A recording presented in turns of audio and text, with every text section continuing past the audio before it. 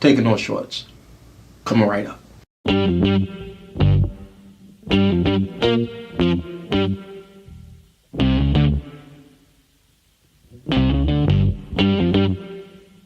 We talking about practice. Not a game. We talking about practice. Now I gotta talk, we all gotta be quiet. You're talking to the Rolex wearing, diamond ring wearing, kiss stealing, wheeling dealing, limousine riding. I'm a man. I'm 40. And now your host, Taking No Shorts podcast, Jay Grizzy.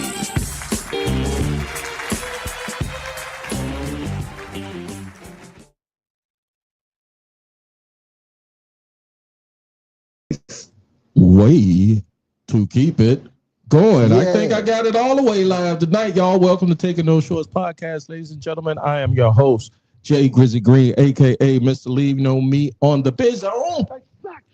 Welcome. Make sure you like, share, subscribe anywhere where you find your favorite podcast. Also, every Friday around this time, you can catch the live streaming at the following streaming channels. That will be Facebook, YouTube, and Twitch, all at Taking No Shorts Pod. To spell it phonetically, it's at the bottom chyron of the screen. I'm going to go ahead and jump into the podcast. A great show tonight. I put it there. You are getting exclusive group chat content here at Taking No Shorts podcast.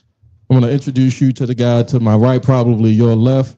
You all know him. He is the tag team partner world. Hold on. Let me find his drop from last week. Hold on. Let me see.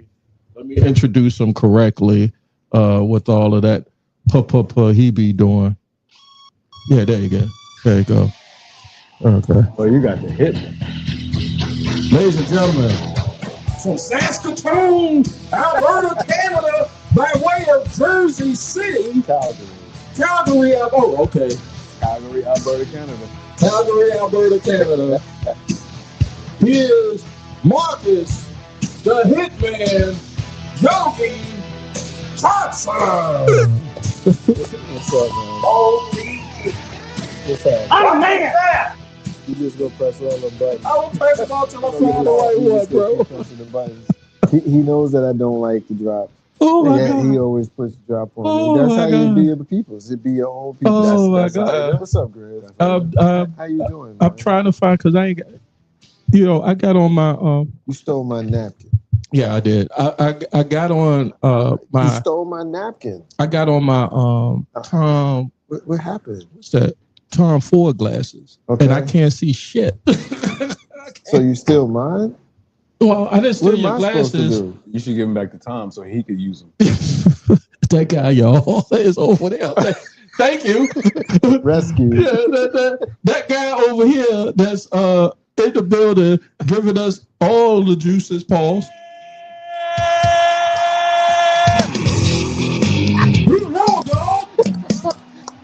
Come on, man. Ladies and gentlemen. Uh-oh. What happened to the drop? Oh, it's a short drop. You better hurry up and get your intro in. Ladies and gentlemen. Your ass better call somebody. This is going to be a night, ladies and gentlemen. Yes, it is. I can see that right now. Come on. Playing a road dog in there. Hey man, you came down the aisle. You did your funky chicken. How would you come down the aisle, Damon, to your entrance music? Whose entrance as a pro wrestler you admire? Not the music, but the entrance, like that walk down the aisle. As of right now, I love the way the final boss comes out. Final boss comes out and he just stands there. Yeah. You know, I don't got to hold my finger up in the air or nothing like that, or have people clambering down with both my hands up in the air like I'm fanning everybody. Yeah. Final boss is Roman? No, final boss, Dwayne. Oh, well, yeah, that's Hollywood. That's super. Like, it can't nobody compare. I'm saying. Yeah, I mean, you picked picked the best one. He been a rock dude since Oh man, the beginning of the rock. My oldest Maya son Villa, when he came out with all that He frilly liked shit. Rocky Maya. Oh, you like the frills and No, shit? I remember when he came Oh, out. yeah, with all you that remember frilly that? shit. Oh yeah. All right. Yeah. Wow. His You first remember match. Flex Cavana? Down I in remember Memphis. hearing his name, but I don't think I ever saw him wrestle as Flex. USWA. No, I did. He was I down never- in Memphis. Yeah, USWA. Yeah, I never saw that one. Shoot, what they call it, shucking and jabbing. Flex Cabana. Ladies and gentlemen, that's Marcus J. That's David. This is, hold on, let me get out. I think I'm cute. I know I'm sexy. I've got the look. Yeah, what's happening? Right? That drives a girl wild. Look at David looking at the camera. Look at it, David. I said, I was gonna look at the camera because I don't want to see I'm just a sexy boy. the microphone cord. I'm not your boy, toy. I'm just a sexy boy. Can't see shit, but I'm a sexy boy. Oh my God. That's probably why you missed the drop. You can't find a drop. You see with them glasses. I got so many goddamn colors on this kaleidoscope over here, man. This shit is ridiculous. You got a lot going on. I am your host, Jay Grizzly Gray. Again, I said, told y'all earlier. Let's go ahead and get into it. I wanted to, because we banded around a little bit, like, what are we going to talk about? All guests do that. By the way, y'all, if you don't know, Marcus, you should know. I do. But you super produced Ain't No Half Stepping, and I don't produce shit. I just let motherfuckers walk in. But I was like, yo, man, I wanted to talk about at least starting off with my week. So I'm going to start off with you. How did your week start off, Marcus J? I mean, Mondays be Mondaying, Tuesdays have tacos. I do yoga on Wednesdays. By the time Thursday come, I'm ready to fucking get to the weekend. Friday, I picked my boy up from the airport, and here I am with you. So I could have had a worse week. I had to go to work, and I deal with people, and some days I don't feel like it. And, this was a grumpy week for me just because it's been a busy week. But, good for them. Bad for you. That's a Hawk Road Warrior reference. Bad for them, good for me. Good for us, bad for you. Yeah, right. And David, how's your week, man? David came from all the way from Atlanta. There you go, man. Yeah, it was crazy. How was your week? It was great, man. This is the exclamation point to the week right here, being on your show. Oh, thank you. Yeah, That's a great compliment. Because I'll be honest, because I've seen it a couple times. And, Okay. Me and Mark have, went back and forth about how good the show is and trying to keep you on the straight and narrow. And that's as they said, your pod is shit. No, I'm joking. I got to keep you on the straight and narrow so we don't have squirrels. Yeah, I mean, first of all, thank you, Damon, for being here. Appreciate it. The way it came down. Since my show is so uber produced. Yeah, super produced. Yeah, Super produced. So the way it went down, y'all, the way this pod came together was the one day I decided on a Friday to go into the office at the crack of dawn. I get a call from this guy. It wasn't no crack of dawn. For you, it was. It's a crack of dawn call because you're a texter. You're not a phone caller. You're not a speech guy. Yep, don't call me. Yeah, don't call you, but you can call motherfuckers. He do that to you too? Oh, he just called me. Yeah. Yeah, he just called. Out the blue. Yeah. Oh, yeah. Well, Well, y'all know. How long have y'all known each other? Give them a little bit of background. Somewhere in the mid 80s. What grade? School year? We were probably first time we 14. Interacted 11 or 12 maybe. Okay, that's fourth, fifth right? grade. About 12, 13 years, something like that. Yeah, so time. He can just. But we didn't like each other. Say what? No. We didn't like each other. He didn't like me, and I didn't like him. You mean the road dog? I didn't like him, and he didn't like me. Oh, so we went to the same church. Okay. And Damon was the junior deacon. Really? And I was the dude that. Hold on, wait a minute. So hold on. He was the Grizzly, your show about to take a turn. Holy Jesus. He was the deacon. Holy Jesus. And I didn't want to be there. Junior deacon. Did you? All right. So you grew up in a Baptist church, or what kind of church? But the denomination. It was a thing where your mama took you to church You every had to Sunday. go. You had to go to Sunday school, Right. and then after Sunday school was over, you stay behind right there till she got there, 4 or 5 o'clock. Dressed. And then she meets you in the church. You go in there, sit down, and you there till about 2:30, 3 o'clock. So. But the thing was, yeah, we didn't really care for each other too much. I didn't want to be there, and he seemed to me like he loved being there, which later find out being brothers, he didn't want to be there no more than I did. Yeah. So we just, same thing. Your folks dragged you by the earlobe to church. and I just was never one that felt comfortable in that environment. Right. So I was kind of the kid that would sit and just make mean face and just be like, Yeah, his steam would come out his head when he walked in the church. But you know what though? It's funny. Years later, when we become brothers, right? I guess like maybe late in high school. Still your shit. We figured, of course, it's yours now. Yeah, it's yours now. I'm wiping my So nose right with after, you go to church, right? Black Baptist Church, certainly in New Jersey, probably here too. There's certain part where you go and you greet everybody. In our church, it was called Glad to be in the service. Yeah. Glad to be in the service. One more time. Glad to be in the service. Yeah, one more time. And everybody go around and shake and welcome everybody, right? Yeah. So we would do the handshakes and stuff, but then we would slip out. We'd be down the street at the corner store. How they pay attention? With the neighborhood people. With Cool Breeze? With Cool Breeze and them. Oh, shit. Knocking them. Right. Getting snacks, but we always made it back for the word. Oh, yeah. Yeah. Well, you could time church. If you grew up in church and went enough, you knew Black church ran like clockwork. And you could time church announcements. You could time it pretty much. They give you the program. Yeah, but except for the end. Like, when it's time to leave, everybody want to stop and talk about announcements always seem to go long. Yeah. Yeah. Sister they don't want to miss face nothing. Just wanted to sit there and take her moment in the shine. That gave us extra time to get an extra bag of chips. Yeah,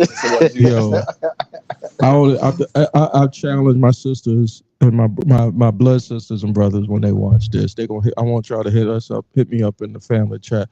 What was the name of that lady that always she was on a sick and shut-in list for like 25 years. Yeah, but the older you get, the more you can appreciate the sick and shut-in. Yeah. I tell you, when it was certain names that they stayed on there. Stayed on that joint. And I guess when we were young, those were people that were in the church like years ago before you even came through. It was always somebody named Miss Jackson that was on there. Yeah, always. And you would, if somebody is on a sick and shut-in list for 25 years, I would got to think that congregation had something to do with. And just I mean, I'm just saying. She could have checked out at any given time, but because she had a praying people checking in on her. Yeah, that's what I was going. It's like, yo, you ain't kick out, you ain't croak. Yeah, you still around. I mean, every church got the one person that their prayers seem to get through a little better. Yeah, man. Well, if she on that list for 25 years, that prayer circle a little weak. Yeah, true. There's a link in there. There's a link in there that ain't actually type. Yeah, it's not. Yeah. That's a great point. The line was busy on the way up. Oh yeah, Jesus! I saw something today. It was Keanu Reeves. I saw the thing that we share. Guys, y'all see at the bottom of the screen. We're in a group chat together on IG, and mainly it's pro wrestling and funny bro shit that we come across. But Keanu Reeves said something on somebody's talk show on TV. I want to say it was Drew Barrymore. And it says, love is strong. Would you rather be loving strongly or have a strong love? And don't quote me on it. This is not a squirrel. Don't quote me on the way it was said, but that's the essence of what he said. He was just like, I would rather have somebody strong loving me as opposed to loving strong. Because, how the way he put it was like, you can love strong, but if you can't reciprocate it back, if you can't hold your end of the bargain up, it's fugazi. Yeah. You know what I'm saying? So I got that when I saw that. I don't know how. Oh, I know how I got to that. Was because we was talking about the sick and shut-in. But anyway, speaking of the sick and shut-in, I'm not gonna die. No time soon. That's a good thing. Yeah, I went to the doctor this week, right? And he hit me with some, me and him have a good rapport. We're sitting down, rapid tasting on, what's been going on over the last couple of months. And then he did the examination. He was like, what's going on? And I told him what's been going on. I've been burning a candle at both ends extra hard. And he was just like, hey, yo, He hit me with the razor. Yeah. Hey yo, Hey, Chico. hey yo, he was East Asians, but he said in his East Asian accent, he said, "Hey yo, slow down. You a black Gen Xer now. You cannot be going hard like you're doing with the organs you got." And I was like, really? I mean, I was so sad that when I say sad, I was disappointed because I knew how I was going. I was fucking up. And I was just like, and I told her, I said, well, I just I couldn't give a hoot. Well, it's one thing when you realize that you realize that you're going hard, but you still don't pull back, only because either you want to try and get to a goal, or you just been like, fuck it, I'm just going to do what I need to do. I just always needed somebody I always needed a medical professional, somebody that got a whole bunch of degrees. And I get challenged by folks sometimes that say, they don't know nothing. I'm like, look, they know more than me. You know what I'm saying? Yeah. They know more than me. So much WebMD can tell you. Yeah, right. Who's Googling? Who's AI and Chat GPT and a fucking hangnail? Shit, if that was the case, I'd be up at the doctor's office anyway. So I was just like, all right. So that's why I got my wine tonight, y'all. I'm trying to live healthy. I'm a small guy. I told the therapist today. I said, she's like, "Ooh, what's wrong?" She said, what's going on? I told her what my diagnosis was. I said, I got the same thing that Emmanuel Lewis and Gary Coleman got, right?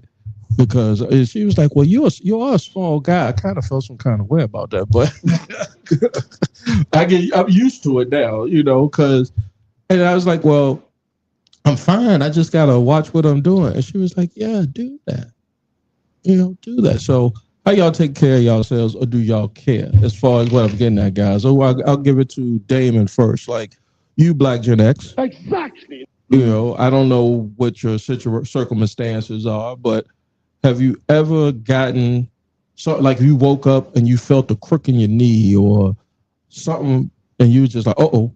Every day you get up. I mean, at 51 now, it's every day something clicks and be like, oh, something popped the wrong way. But working out as much as I possibly can every week, like at least 3 or 4 times a week. That's awesome. Plus, my job keeps me working, moving. I'm averaging about 16,000 steps a day. That is a round of applause for that. Sorry, that's a little loud. I mean, don't clap for that shit. I mean, it's job security, yeah. You clap for that shit. You like they working me like a slave down there, man.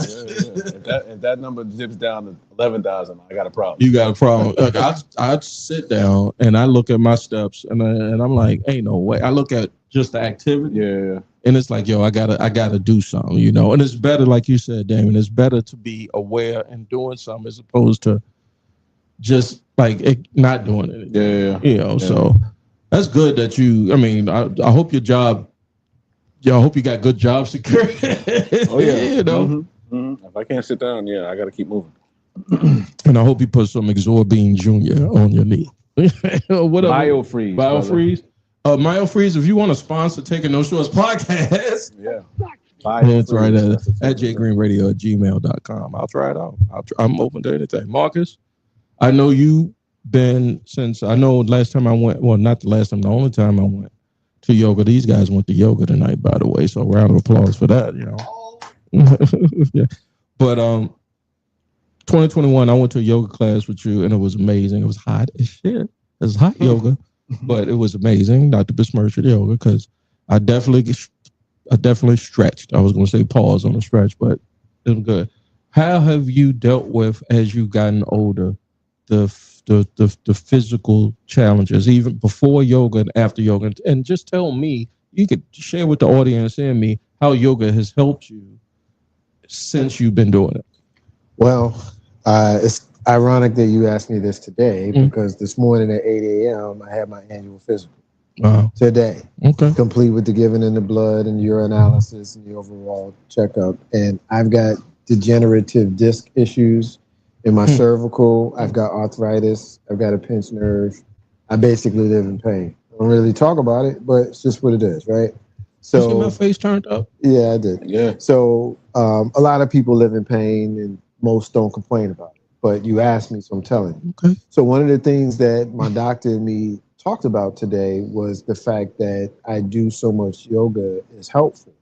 because it keeps my body moving and my joints, lubricated and things of that sort.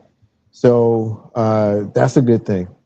As far as how it's helped me, obviously the movement is a big part of it, but the meditation, the spiritual aspect, the ritualistic aspects of it are things that I very much enjoy. The quietness that I have in my mind when I'm intentionally breathing and not worrying about anything else, it calms you. That's why they tell you when you're bugging, slow down, take a deep breath. Since my hysterical, that's what they tell you. They tell you, slow down, take a deep breath, because when you breathe intentionally, it has a naturally calming effect. So when you're in the traffic and motherfuckers is wilding and swerving and all that shit, and you really want to like bug out up on your ass, I'm reminded take a deep breath. I'm reminded that one of my yoga teachers, tells me, a couple of them tell me, we don't rush to yoga. There's no rush. You don't rush. You don't run to rest. You know what I'm saying? You take your time.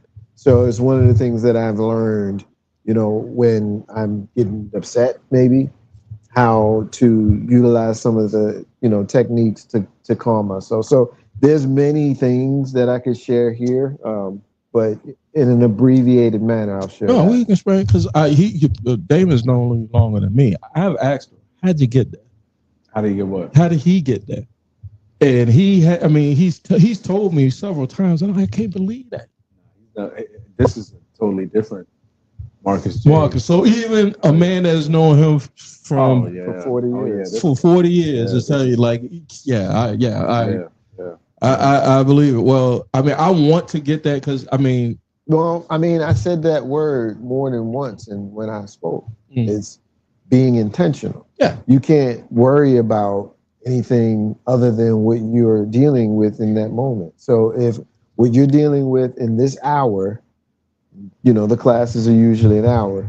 So if you think about how long your day is, all the things that you do, and all of the people that you take care of, and all of the people whose days are positively affected by the things that you did in the course of your workday, dealing with your family, the kindness that you share with strangers, all of that interaction in 24 hours of your day, subtracting whatever time you sleep.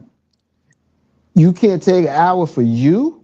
Oh, I can. I just know that there's motherfuckers out here, like you said, that will cut you off and that transition. You can't worry about I don't that. worry about it. I just don't. Y'all see the thing with Sanaa Lathan, actress. She put something on her social media. I'll follow her, and she put just the basic breathing technique.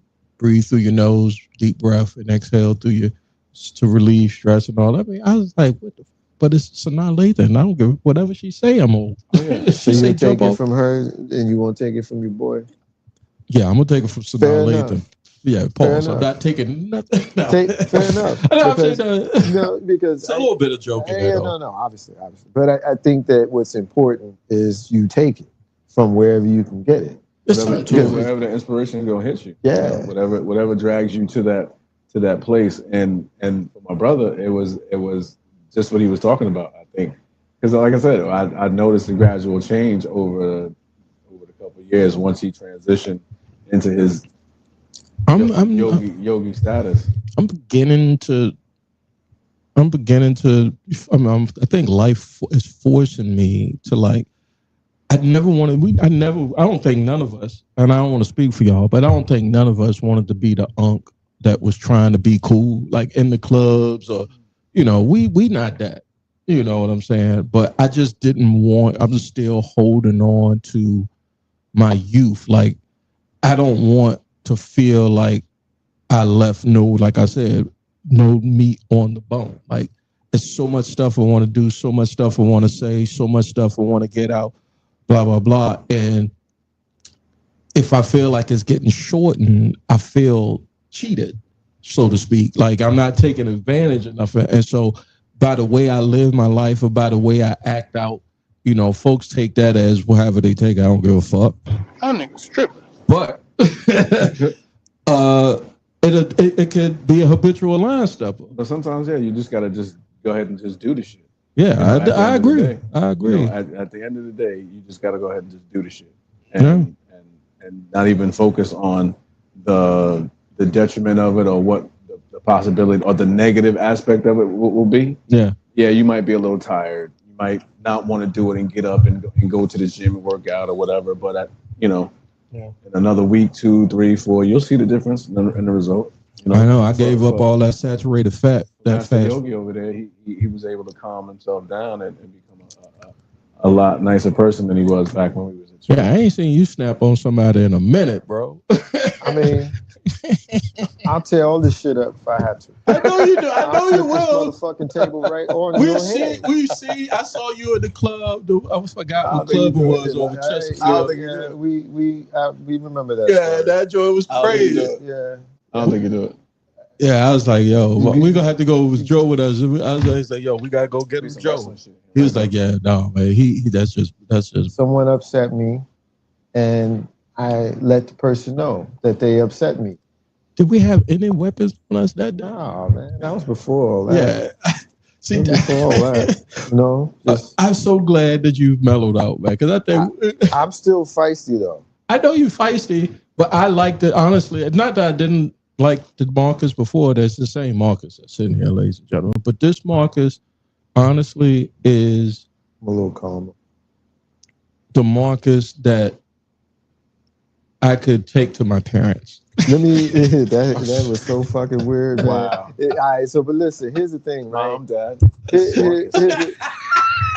He's a friend from work. He's a friend from work. He's a friend from work. If you saw Ain't No Half Stepping, he's not the same guy. He's the guy I said butt plug on this podcast. Here's the thing, right? I mean, I don't concern myself with folks' opinion of what I do or how I speak or how I move or any of those things. I made my peace with knowing that I'm a good person. Amen. And I made my peace with knowing that my family agrees with that, extended included. And the universe, the higher power, God, whatever it is that, we refer to that energy as individuals, I'm at peace with that relationship. So I don't really care what nobody thinks.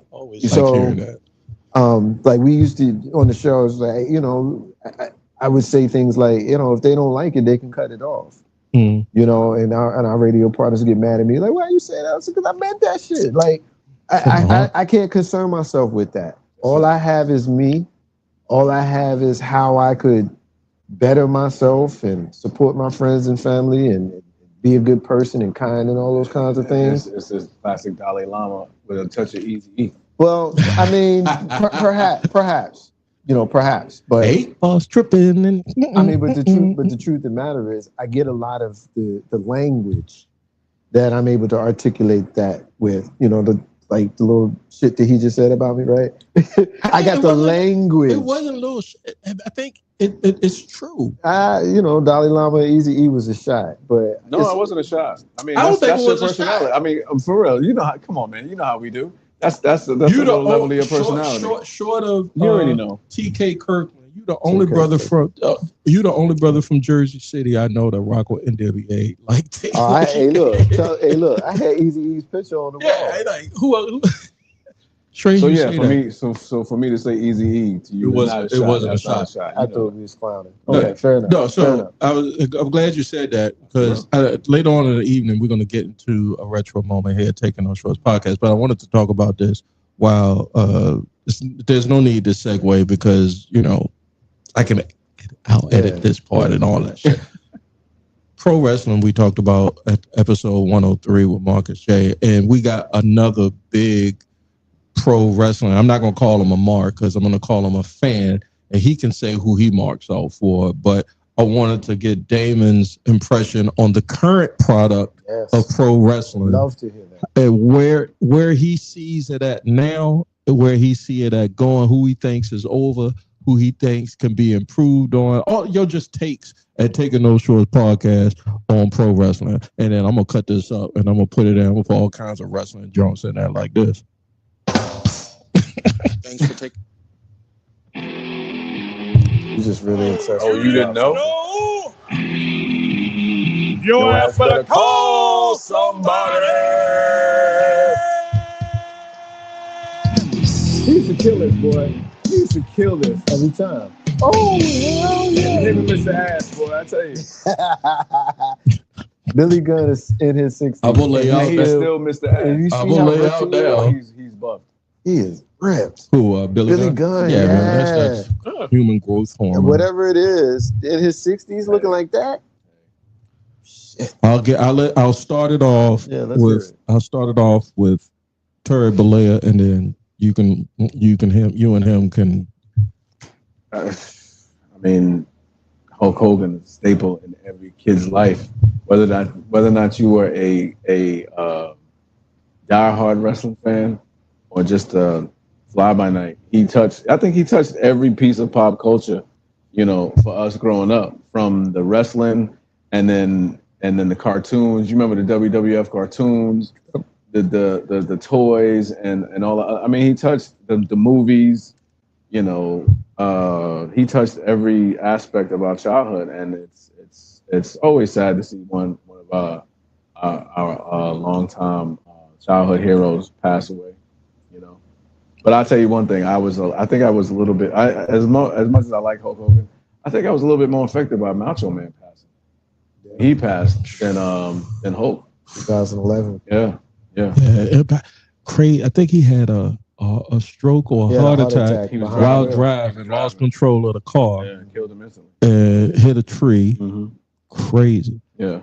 And I saw a shoot interview with his last girlfriend / partner / I don't know if but I forgot her name, Miss Tess. I want to say Miss Tessbacher or something, but it's some blonde stripper from South Florida or something that who was with, and they was like going hard. She was going hard on Macho Man. It was like, he's not who you think he is. Blah blah blah blah blah. Anyway, I was big Macho Mark anyway. Yeah. But yeah, he was one of those iconic wrestlers. What do you think? What do you think of the current product, WWE? It's getting better. It's getting better than what it was. I mean, it's a lot different than when Vince was running the show. You think Vince is very weird? I don't know if I can call Vince weird. He likes what he likes when he likes it. He's a billionaire who, hold on, David. Hold on. Habitualized stuff. You can't come on taking those shorts and not say, you can't just him and Hall. He and Brock Lesnar. We're gonna talk about, because we left this off the pod last week. You read the lawsuit, right? I had snippets here and there. I didn't get into the whole. I'm weird. Maybe I'm the weird one, because I read the lawsuit and the girl said, do you know anything that she said?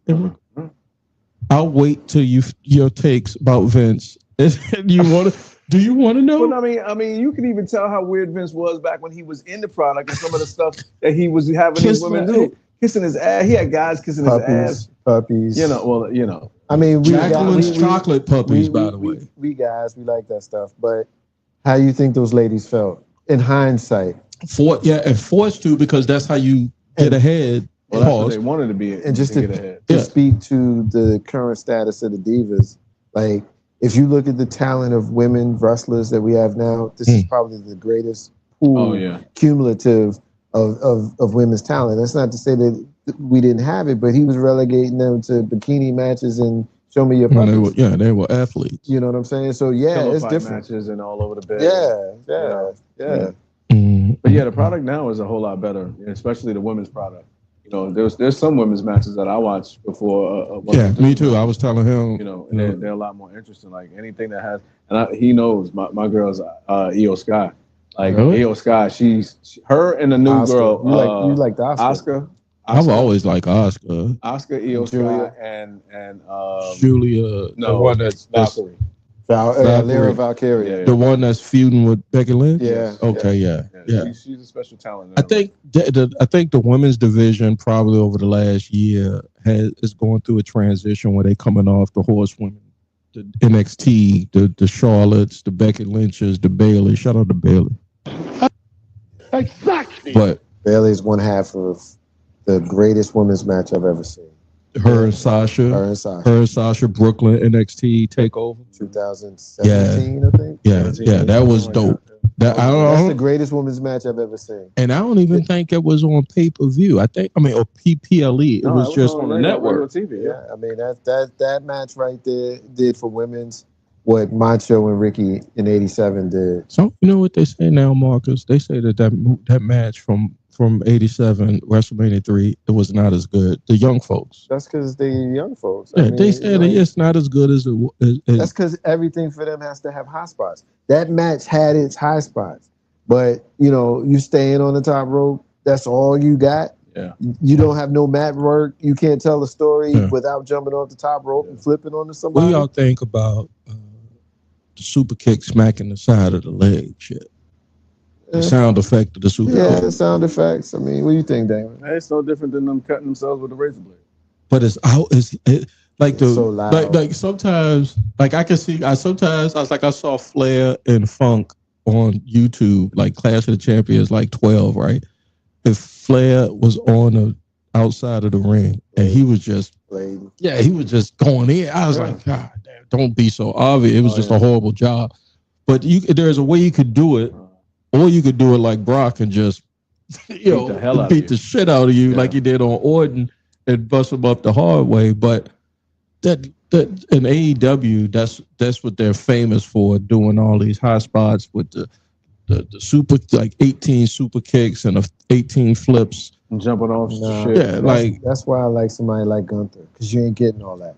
Because if he smack you, he gonna smack you. That smack is louder than you hear that WWE folks. A couple wrestling marks for a long wrestling fans for a great, I'd say 30+ years, but a long time, and we like real contact. It's okay. I mean, if the wrestlers get beat up, they chose a profession. The life you chose. Yeah, like you can get stuff. But I the flipping off of the top rope onto a crowd of people on the floor when you could see everybody bunching together to make sure that they protect the flipper. It's like, I mean, do we need all that? Yeah. Like, does anybody know how to do a back body drop, sunset flip? But I think arm drag. I think that's a little bit more precautionary. Keeping in mind, every time you see something like that, you got to applaud them, because every time I think about it, I think about Owen Hart, man. Something that was something so simple that they rehearsed over and over again. They not flying off the roof of the building though, dang. Like, but look, be realistic. You get on that top rope, and not every time you get on that top rope, I've seen shit go wrong. Shit could go. Yeah. So stay up to what I'm saying is, why don't you not go up on the top rope quite as much? That's what I'm saying. Yeah, but if that's what your gimmick is in the ring, and you get the pops from the crowd because of that, you're gonna keep doing it. Obviously. That means that Rey Mysterio, all those luchadors that do it and effortlessly, and it doesn't look like. I think they came out the womb doing that shit. Yeah, it's like it, and they don't kill them. Like, I've never seen a botch of I take that back. Like Juventud, used to botch a lot. Every once in a while, you'll see a botch. Somebody will slip off the top rope or something. Yeah. Speaking, Mark, of the ladies wrestling, I know we was talking earlier before we hit the live. There was one female sister that you said you was a big fan of. Did they take the strap off of her? Did she? So my Naomi? Yeah. What happened with her? She had a title match against Io Sky playing for this past Monday on Raw, but they announced earlier that day that she wasn't cleared medically, and they canceled the match, and they didn't give us any more details than that. So, people reading tea leaves, if you are listening to some of the rumors, she said a few months ago that her biological clock was ticking, and she wanted to perhaps think about having some children one day. She has stepchildren with, Jimmy Uso's, having children prior to them getting married. She's 37 years old. I mean, you're getting towards the end of probably a safe period for her to try medically. Yeah. So that might be it. That's the speculation. That's potentially the speculation. So she finally got her title reign that was looking good. Her gimmick was over. Second and third one. Yeah, but the gimmick was over. The whole bad. I mean, she did. She improved, in my opinion, a lot as a heel. Better than she was a babyface, because she was a babyface for so long. That whole gimmick, they literally just gift wrapped that for her. Yeah, that was a gift wrap gimmick for her. She was a funkadactyl. Because I mean, you can see that happening with Bailey right now about her not being able to Same win a thing, match yeah. over the last 19 tries or something like that. I think Bailey should slip into the Natty Neidhart space of putting over the young talent. Because Natty has a way of putting over the young talent without compromising herself. Natty's been doing it so long. I think it's time for Bailey to start. I think it's time for Bailey to start because, I think she's one of the best workers that they have. But she can't find the right gimmick. Like the goofy cheerleader girl, she's aged out of that. She's too old for that. I think what she needs to do, say this about everybody. Is it her or the company? Go heel. You gotta turn heel. When you get stale like that. Well, I think that's what they're doing with her with Lyra right now. Because I think that she's in the middle between realizing, because in that match where she was thinking about whether or not she's going to hit Lyra with the joint and whether or not she was going to hit Becky with the joint. She's on that teetering edge, just trying to figure out what she's going to do. She's been with that company probably for 10, 15 years. And if you see the pictures, she was a fan as a kid. Oh, yeah. Yeah.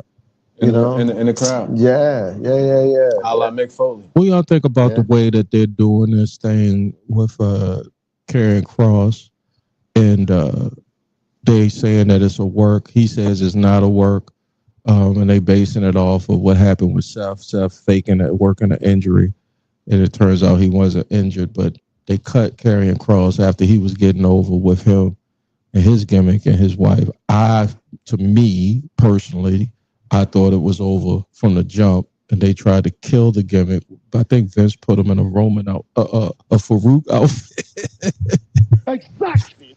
Before Vince checked out, they put him in a fucking Farouk helmet, got rid of the chick, and tried to bury the guy. I don't know what this guy did, but They tried to make him a new age Akeem. Yeah, well, he's a white guy, so I don't know how they doing it. Yeah. Who was the joke with Slick? My brother. Hold on, let me put my mic down. God, that's right. Like, yo, what y'all think about WWE blurring the lines now? Well, I want to comment on Karrion Kross before we do that. There's never been a time ever that he's ever done anything that I've ever cared about. Not even an entrance? It's just I don't. Y'all don't like him? I got no positive feelings. Like do y'all remember? He could disappear, and I would not care. I loved seeing Sami Zayn finally go over in that feud. There was they wasted 2 spots in the last pay-per-views with Karrion Kross. I don't think they could have found anybody. All right, I'm gonna be defending him. What was the pay-per-view before SummerSlam? Over the limit or some shit. I don't know. They had a pay-per-view before in your SummerSlam, house, but they didn't have the tag team champion match in that thing. They had Karrion Kross fighting. Yeah, they're giving them tomato cans. But Sami is over. And, I know you and I, we've had conversation. I love Sami Zayn, and Damon doesn't care for him. He's El Generico. But he's Rocky, is what he is. Yeah. He's Rocky. But he's over. He got over when he was with the Bloodline, and then you're going to have a certain section of fans that are going to love him forever. And I happen to be part of that. Mm-hmm. So when he was wrestling as a babyface. Yeah, okay. So when he was wrestling underneath Karrion Kross, it's like, why is Karrion going over when nobody cares about it? I never got the Karrion Kross thing. All right, I'm going to give me a moment. All right, so does anybody remember Kevin Sullivan and Woman in Florida back in the mid-'80s? Yes. All right. That's where he was headed. That's the gimmick that he was going at. But Kevin Sullivan has some charisma in the ring. Not even so much even in the ring. He has some charisma behind the camera and even in front of the camera. He was getting that. Without even having the wrestler. That's right. So what WWE does with some wrestlers, I'm not going to say all, when the audience is saying there's something there, they pick up on it and they'll kind of like soothe that. They'll massage it to where the wrestler catches up to it. But he was catching up to it. He just didn't catch up quick enough. And I think that's what you say. He's like, it's something that I don't think you're saying it's something that. I don't think he had anything there. Like even for you, what do you think? What do you think Karrion Kross brought to the?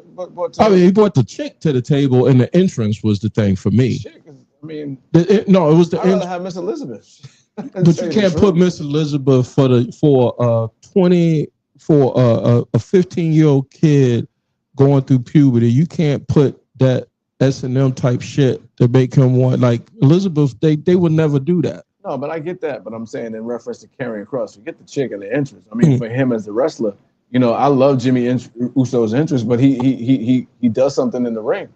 He's not a good worker. Maybe I'm just caught up by. Who's not a good worker? No, I'm saying your argument is Cross is not a Killer Cross is not a good worker. He's not. And that's probably where I might be missing. So I need to see his work over, because every time I see him come out with the entrance and the chicken, the lice, and I'm just like, oh, these some evil motherfuckers. They about to cut up the whole joint, and then it turns out even his finisher. Yeah, hold on. I can't get the word. I ain't gonna do it. That's what ends up happening. Is what David says with Killer Cross. His finisher ain't even. He's going to AEW. Watch. Need to. Yeah, boy, y'all are so definite. Wrestling at the Armory in Jersey. Armory in Jersey City. That's the spot in Queens. The Ridgeway. I forgot what it was, but the ECW used to go there all the time. It was out there by St. John's. It might have been the St. John's Joe, the Louis Connoisseur Joe, the ECW. See New Jack jump off a 3-story building. He was out of his mind. Bleachers. That's one thing that I think young wrestling fans, unless you saw ECW, because watching the tapes just isn't going to do it. Nah. Like you had to be see that live. You had to be alive or watch the radio show on the show and know and see Sandman come to the ring, do the Stone Cold thing better than Stone Cold. And I'm a Stone Cold guy. You know what I'm saying? But he would drink the beer and then smash it on his forehead. Like, and then they would go out there and be so brutal with each other. Like it was a time period in wrestling. A lot of the old timers hated. I'm thinking They didn't like it because it was way too violent. And it didn't last long. And I think long enough to change the game. Oh yeah, it changed the game. I don't think they had a 10-year peak. It might have been 5 or 7. 95, 96 to 2000. No, it wasn't 96. It was before that. Yeah, You got in 92. I didn't catch it till then. Yeah. I asked him last week. He gave the story on episode 103, Damon, of the MSG incident. Were you there, right? Right up in the rafters. The nosebleeds? Right up in the nose. I think we was damn near the wall. Tell your story, your version of the story. I've told it many times. Yeah. And I don't think that our listening audience. How'd you get taken? How did y'all even perspective. end up there? I think it was like a spur of the moment thing. We was just like, I think we was walking in the city. Right. We went over to the city to chill or something like that. Path train. Yeah, and I think and we was just walking through, and I think Mark had mentioned, "Yo, there's an event at Madison Square Garden. We should see if we can go get tickets." They used to call them house shows. Yeah. And so we went to the box office and we got tickets. It was real cheap. $25. Yeah, That is, first of all, that is just crazy. $25 for a quality product back then. When you had everybody that was coming out, that was A1. From top of the lineup. Oh yeah, and for it to be a house show How in the garden. Sheiky say, from the A to the Z. Yeah, in the garden. So we was up in the nosebleeds, loving every minute of it, and just to see that, I don't remember a lot of the cards. I mean, I remember that exact moment when you see Razor Ramon, and you see Kevin Nash come out, and Sean, Triple H, and Triple H, and they all giving each other the hug to each other, and the crowd is like, "What's happening right now? What is going on?" I mean, a veritable gasp in the crowd. Yeah, whoever bought the camera to capture that, and gave it to Titan or WWE, probably for free. I would have, but yeah, and you guys, because this guy. How'd y'all end up in the city? Like, we just going to the city that day? I mean, like you said, it was definitely spur of the moment. I mean, we are talking about 29 years ago, so the details of how we ended up there are gonna get hazy. But what will not get hazy is the feeling that we had. If you're a wrestling fan, you know about the curtain call. Yeah, man, it's a huge moment. You know about it, and we stumbled into it. And we were there in wrestling history. We were there. And we didn't even know what we were seeing until we going to Yeah. Washington Square Park then? Sure Boy, y'all are NYU going. I'm sure we wound up in Washington. So my excursions from Brooklyn to the city was, I watched first time coming from the South. And so I had a day off from my job, and I was just like, I'm just gonna go enjoy New York, right? Manhattan. Got off in Greenwich Village, and at the time, Pulp Fiction was out. 1894, this sounds like. Yeah. And I saw the buzz. The media doesn't work like it does back then. So the buzz you get is not bombarded with social media. You might see the billboards in Times Square. You get the shit on the bus. Yeah, the shit on the bus. Yeah, right. So I did all of my studying because I moved from Virginia. My mom was like, make sure you live in a decent neighborhood in Brooklyn, blah, blah, blah. So we moved. I found a decent Brooklyn. But I had all I knew about Manhattan was Harlem. So I get off at Greenwich Village, like 14th Street or something, off the N train. I said, I want to go see a movie. And then the Gimp scene coming. Go get the Gimp. I think he's asleep. And I'm in. Well, I think you better go wake him up. That's my movie, bro. Yo. David. That's my movie right there, bro. I'm in Greenwich. I'm in the gayest part of New York at the time. What year was this? 94. I ain't know. I'm just I'm doo-doo-doo-doo-doo-doo. I'm just Oh yeah. And I'm in the movie theater, the Lowe's Theater on 14th and Broadway or some shit like that, right? It is, yep.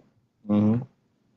And this goddamn scene come on, and I'm seeing all of these gay men in here, and I'm like, what in the... Where am I? Where is I? I didn't get up. I was like, I'm going to have to fight for mine.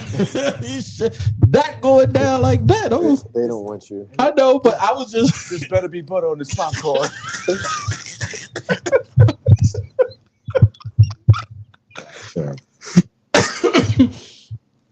Yeah. Lines. Yeah. That bitch will. No, that's a great line, man. That better be some butter on that popcorn and not what I think it is. You brought up being in that part of town. We remember what that part of town we shit. Just in the streets, two stops away. Yeah. Well, so, and then I went to go see the next week. I saw, or it might have been one of before, Forrest Gump. Anyway, big moments in pro wrestling, short of the curtain call. For you guys, give me one or two biggest moments in wrestling for you as a fan that you saw in person or on TV, short of the curtain call. Biggest moments in pro wrestling. And that's over our lifetime. I would say for me, 1988, on the same night as WrestleMania 4, which was the tournament, where Macho Man goes over $1 Million Man to become the world champion for the very first time. On that same night, WrestleMania 4? WrestleMania 4 Atlantic City. In Atlantic City in Trump's Casino. Mm-hmm. Trump's Casino. That same night in Greensboro was the very first Clash of the Champions. And killed it. And Rick and Sting wrestled a 45-minute Broadway. And I remember, because us growing up where we grew up, we're WWF guys at the time. And I'm only recently becoming exposed to NWA because of TBS and cable. Right. And so I had been watching their product, and I had a choice. It was like, do I watch? Because it was on pay-per-view, and we weren't calling it pay-per-view yet. But I remember you can get it, pay for it at home or whatever it was. I don't remember. Did on the cable bill at the month after. Yeah. So I was able to tape Clash of the Champions while watching WrestleMania. And right after it went off, WrestleMania turned on Clash of the Champions. So that night, I'm 14? No, I'm not even 14 because that's in the spring. Damn. So I'm 13. You had a double header. And I sat there and watched wrestling for about 8 hours that day. That's an all-nighter there, Marcus. As a 14-year-old. Say again? I said ain't no better time as a 14. Oh, yeah. Sitting there watching wrestling. Yeah, Clash of the Champions was dope because they didn't have no commercials or nothing. No, they didn't interrupt. They didn't have no sports break. Even when they had it on Superstation TBS, because I used to go down 605. I used to go down South Carolina every summer, and that's when I had my first experience in watching NWA, wrestling, WCW, and WCW, UWF, all that stuff down there. South wrestling. I'm in Greensboro. Yeah. So that was a different take than watching the Connecticut product. It's definitely different.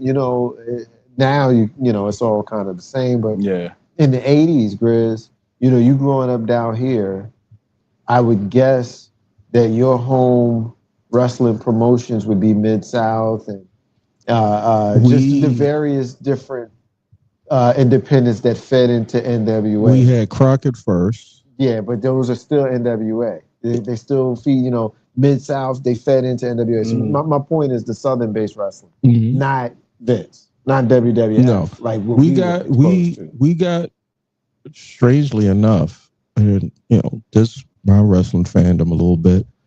Vince, I remember getting Channel USA Network when it was Southwest Championship Wrestling. Southwest out of San Antonio. Tully Blanchard's dad was the booker. You got a lot of promotions. Tully. It was Tully Blanchard, Gino Hernandez, Dick Slater, the Sheep Herders. It was Texas. It was sort of like World Class. It was Texas wrestling. It came on every Saturday morning before USA had that little cartoon run. And then next thing I know, it was gone. It probably ran for from 83 to 84, like 2 seasons. Then next thing you know, here's this cartoony poppy. Soon as Hogan dropped the leg drop on Sheiky. Exactly. Here comes this cartoon shit, and I'm used to seeing this is the first time I saw a chicken coop match, by the way. Just to let you know, it wasn't no barbed wire, wasn't a cage. It was a chick. They had a chicken wire, and if you ever been down south and see how they keep chickens the old school way, you know what I mean.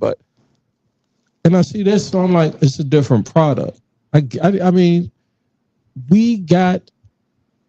I got WWE, but it was just like I needed to see somebody die, be unalived. That's how Southern wrestling was. Yeah. Somebody, just Southern wrestling, Pipe and Valentine, 83 Starcade, dog collar match, or Magnum TA, Tully Blanchard, Starcade 85. You thought somebody was fitting to be unalive. Yeah, because blood was no thing for them back then. No, Even on the regular television product, they was showing blood. They was showing blood. I remember when Abdullah the Butcher pulled out a spike on Wahoo McDaniel. It was stabbing him, and for effect, the TV put the big X over the screen. Yeah. They did this. WWE used to do it a lot too. WWF did it with Blackjack Mulligan. Yeah, they put a little uncensored. Yeah, they put Blackjack Mulligan used to put the claw on cats. Cats be bleeding, and then that's when Gorilla Monsoon says, "I got what Gorilla." No, he said, "You stop it." No, he's bleeding profusely. Oh my God, he's bleeding profusely.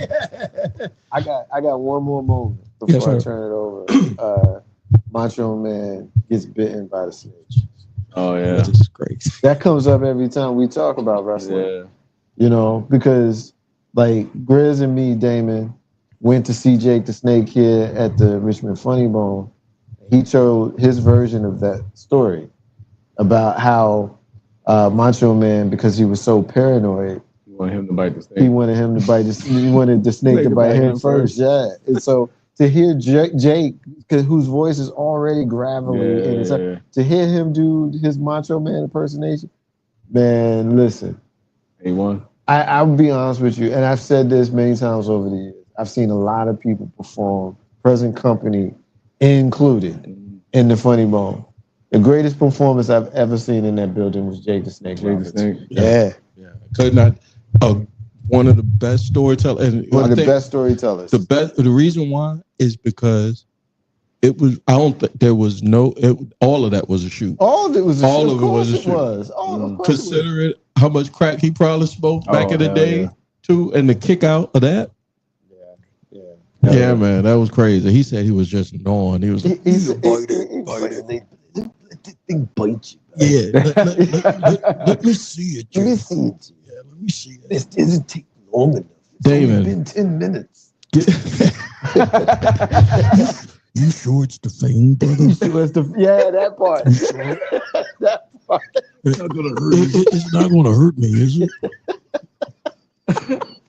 Well, I need to see it, brother. I need to see it. Leave the things in my arm. Yeah. Oh my God. And when you see it real time, the cobra, because it was a hooded cobra. And so you see it gnawing is doing this. A snake doesn't do this. A snake does this. Yeah, because they had no teeth. But he was the snake was going side to side. I was like, oh shit.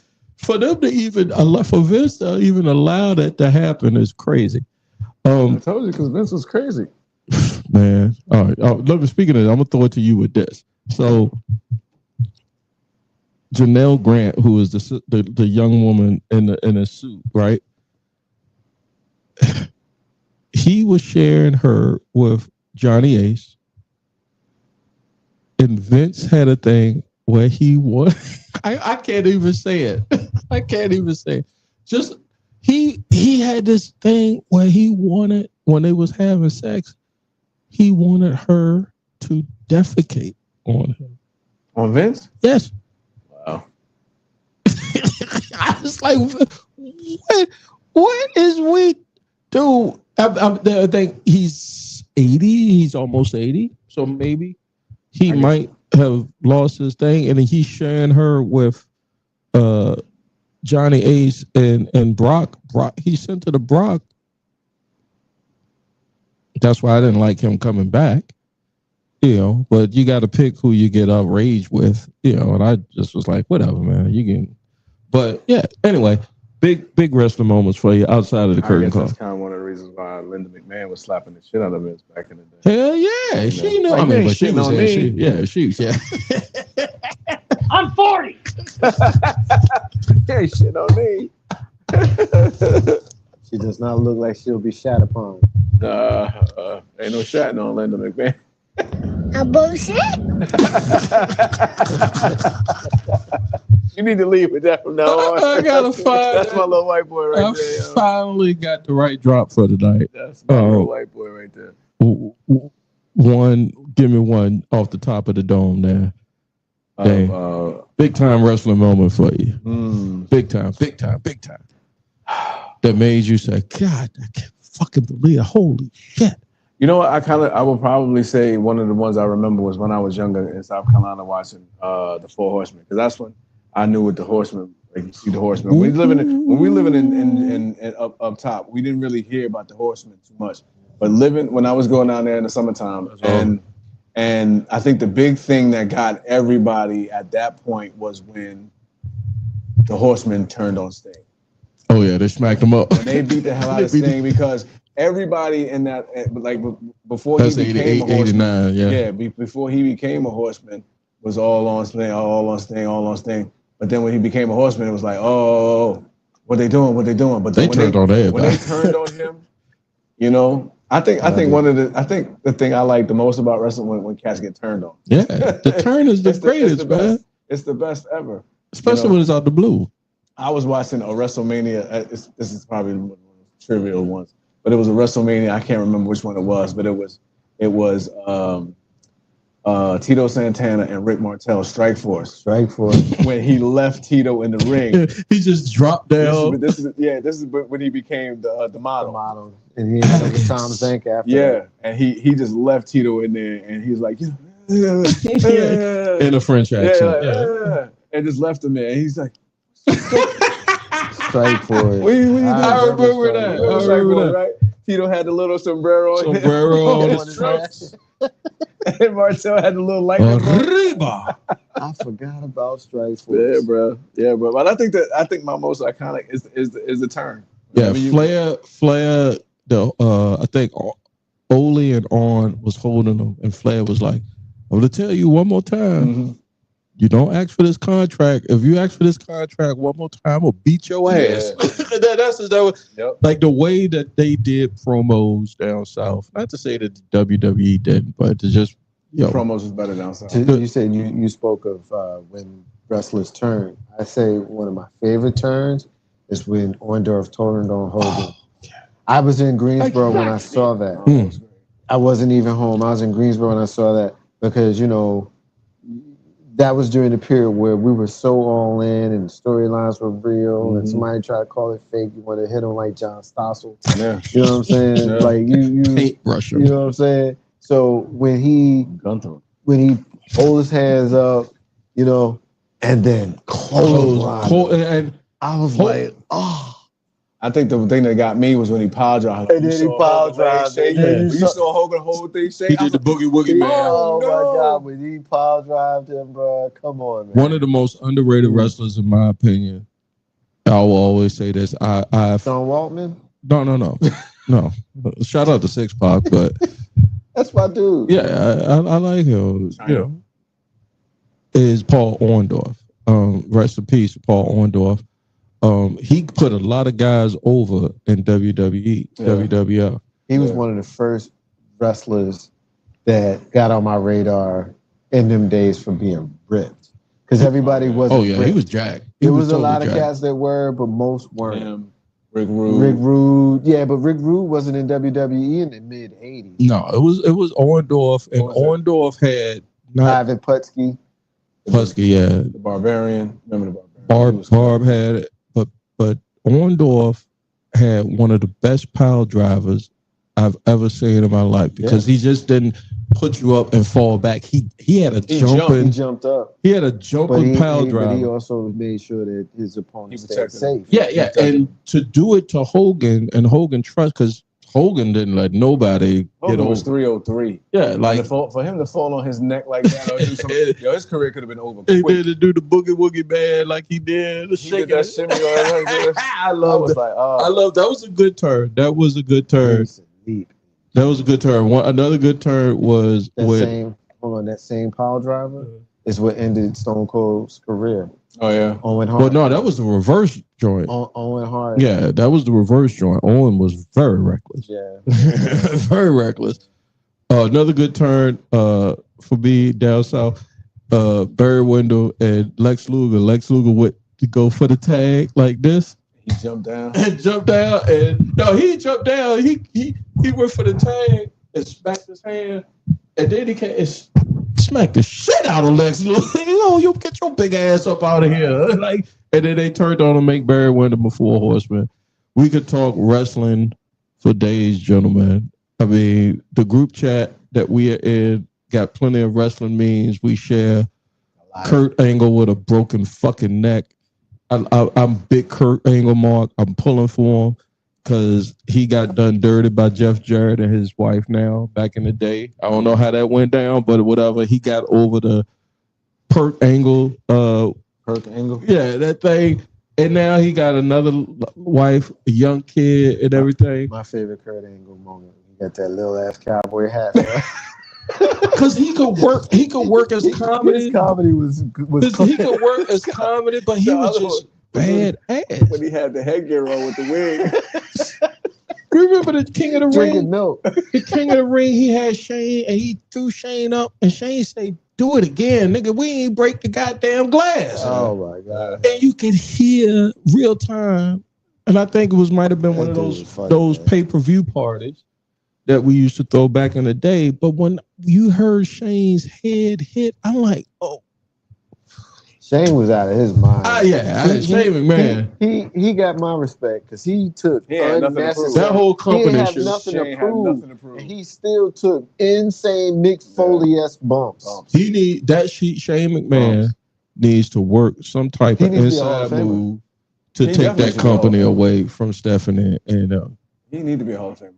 Because he put in the work. I mean, he did that turnbuckle kick. Yeah, with the trash can and everything. Like, who the fuck is doing that? Oh, when he jumped off of Titantron. Like, I could get into WWE backstage politics. It's crazy. I don't. It's crazy. Some of the shit that I respect Shane a lot. Let's say I'm just ended like that. I respect Shane McMahon. You know.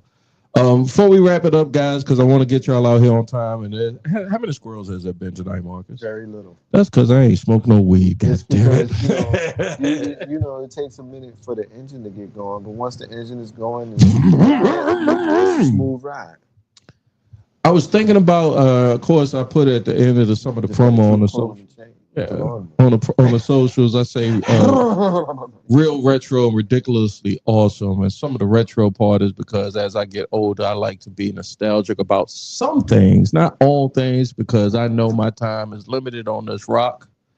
But before I go, I'm gonna fucking seize it by the balls, and I'm gonna put it out like I want to put it out. But I gotta put it there because I got 3 black men that I've raised, and I gotta let them know where they come from. And like all the shit that they got is good. No, not all the music, not all the entertainment, not all the stuff that we came up with is good. Just like some of the stuff that they got, I can appreciate. I like. All right, let's do this first. So we can schmoz into it.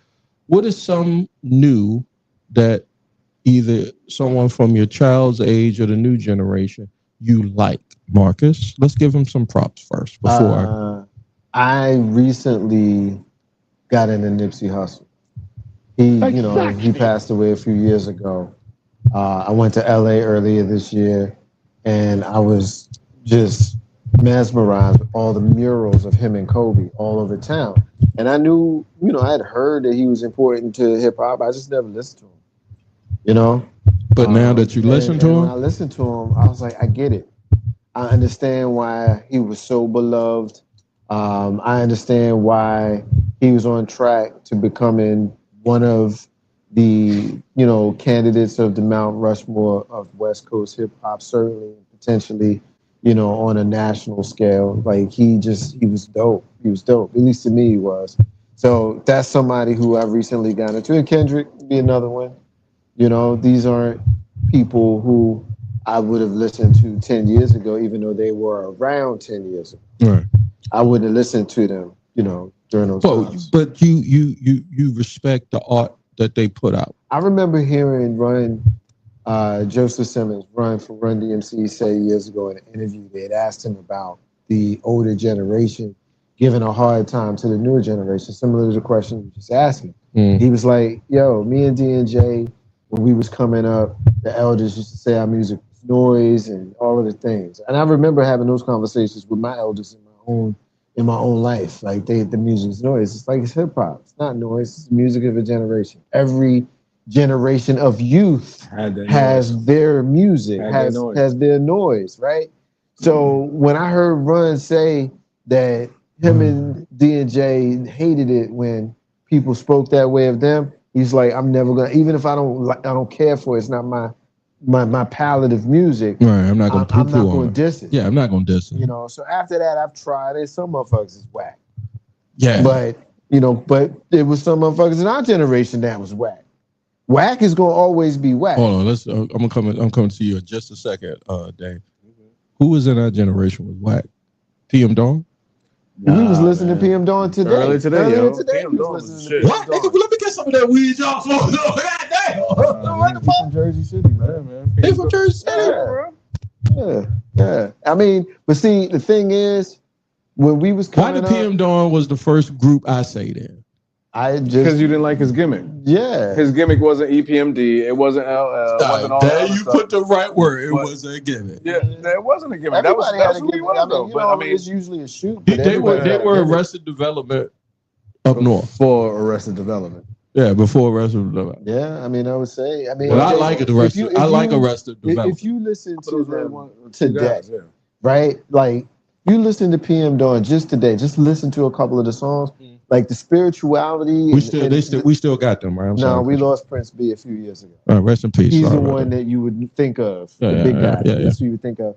If you just listen to their catalog and the stuff they was talking about, like that shit is so far ahead of its time. It was very melodic. I will say that. I'm sorry to cut you off. Go ahead, bro. Because I asked you the question of who was whack for us when we came up. Well, I mean, Ahmad.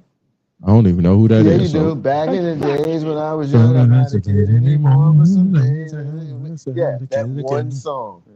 And that was it. I bought the record Oh, off of no, the you one did. song, Where you bought it from? and I What store listened you to bought it it, from? and I remember thinking this might be the worst hip hop record ever released. Yeah,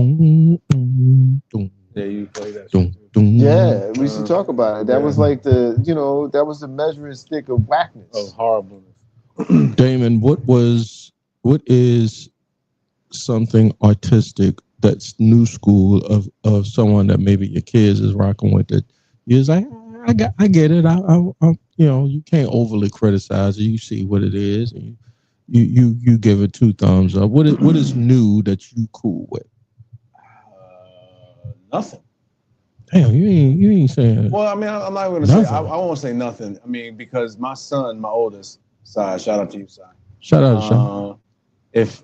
Because he's listening to all the stuff that I listen to, all the old school Mhm. and all that stuff. I don't really think he gets into. I'm sure there's probably some artists that he listens to that's now, but he's more into the old stuff that we listen to. Biggie and Too Short and all the other stuff that he's more on. My daughter's got me into a couple of other groups, but they're more, dance and all that other stuff, anime maybe. I mean, You can't rock with none of them. I mean, I like I said, You're not critical of it. I won't be critical of it because at the end of the day, there's a lot of people that work for me in my department that are younger, that are in that generation. And if they see this, they might fuck around and eat your lunch. Not even that. I'm not even worried about that. I mean, in your refrigerator, you take your lunch and David, your shit be gold come Monday. I put that chocolate X-Lax in it. Yeah. Oh, we should have ate that. Why you do that? Yeah. They call you Mr. David? Oh yeah, I'm the old dude. I'm the guy with the beard. How do you feel about that? That's a blessing. I felt some kind of, what them young kids, when I go in the office, they don't even, because their head is in their phone. They don't even do no head nod. And I mean, I get the head, don't do the head nod thing. I get that part, but like. They don't speak because they're not taught to speak. Speak to your elders, motherfucker. Just generationally, it's different. Like, I think the thing of speaking is a sign of weakness or just acknowledging somebody else's. Unless they acknowledge you, I'm gonna put myself out there and say something to you. I don't even know you. But just generationally, there's become a general callousness and a relaxation of proper etiquette amongst people. I think you can tell. Yeah, you can social media and the phones done did that, right? You can. But also the leadership of our country and the people that are in prominent positions, we know who they are. We're not speaking of them, but the way that they speak to people, the way that their mannerisms and talking trash about people and openly antagonizing people. Like, we know that exists. Many of us live in that kind of space, but we thought that it was appropriate for leaders to restrain from that sort of behavior. And since we're living in a time when they're not, it is given the appearance of it being okay amongst, the people. Now, there's a phrase, like, don't let old boy get you fucked up. We are not our grandparents' generation. For sure. So that part. What's that hat go flying in the air? Sure. It's on. Put that hat up. Yes, sir. Like Marcus called me at 9 a.m. Put that call in. What? Let's go. Where is that? Bring your folding chair. I can't wait. And some people can't. Honestly, I think, like, I have somebody say to me, "You ain't." I'm 50 plus now. I got nothing to lose. You know what I'm saying? Like, why wouldn't I? Why wouldn't I go out here on the front lines? And go on out here and march with some folk. You talking about going to march? I'm ready, man. I did it in my 20s and 30s. I'm retired. Yeah, I know you retired because you with the peace. Here's what I say. It's like, I did that already. That's a young man's thing. Nah, I'm gonna be out there. I'm gonna be the old dude fight, and get my ass whooped. Right? You can hear my voice with that shit. Yeah, Get they're marching Billy against Club. police. I'm going up to DC to get Billy Club. Trying to hold on to some shit that ain't. Oh God, Jesus, what is the world is coming to? Started it. Well, all right. So as we wrap up, I did the retro. I was getting ready to get into the retro thing. So for real, guys, I do the nostalgia thing only because simpler times. There's a song by the Wu-Tang sample. It was all so simple then, and I think like my dad and my mom probably would say the same thing. Like times were simpler back then. Each generation has that time where it was simpler back then. Tonight, at Taking No Shorts podcast episode, whatever it is, when I finish it up, we're gonna talk about when it was simpler. And I was thinking about. I always talk about Christmas for me because Christmas, no matter how, what, when, and whatever, I got everything I wanted for Christmas, and I didn't go without. I remember ColecoVision, 1984. I got a ColecoVision when it was. I saw a ColecoVision ad on Google. I Googled it one day. I think it was like $149.99 at Kmart or Montgomery Ward or Caldor or some shit like that, right? And you was lucky you got that shit back then. Right. But $150 in '84 was a lot of money when you was poor, and couldn't. You had to lay away some shit, and my mom made sure I got the ColecoVision with the doom doom doom doom doom doom doom doom doom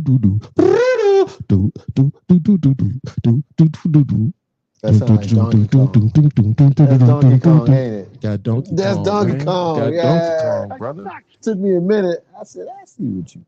Yeah, I got that Donkey Kong, and from there, it was on. It was on like Donkey Kong. And I got my first video game system, man, 1985, 84, somewhere around that. So, being that y'all brothers are from Jersey, I was thinking about the Giants because the Giants got how many world championships, Mark? 8. God damn it. You knew that? Damn, you knew that? I don't give a fuck. Exactly. You must be a Jets fan. No, I don't give a fuck about them neither. Exactly. Minnesota Vikings, we ain't got none. Hold on. A bullshit? What? Ain't no bullshit. We ain't got none. I don't give a fuck. Yeah. What? How'd you? All right, I'm sorry. This is what all. How'd you come across Minnesota? Because he gets on me and he gets on my son because my son's a Rams fan from Virginia by way of Germany. I'm a Steelers fan by way of VA.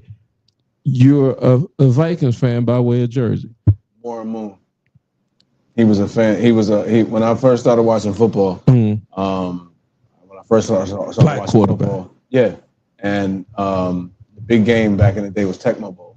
Yeah. Tecmo Bowl. Yeah. Warren Moon was the guy. So I was a Warren Moon fan of the Oilers, and then when he got traded to Minnesota, it just stuck.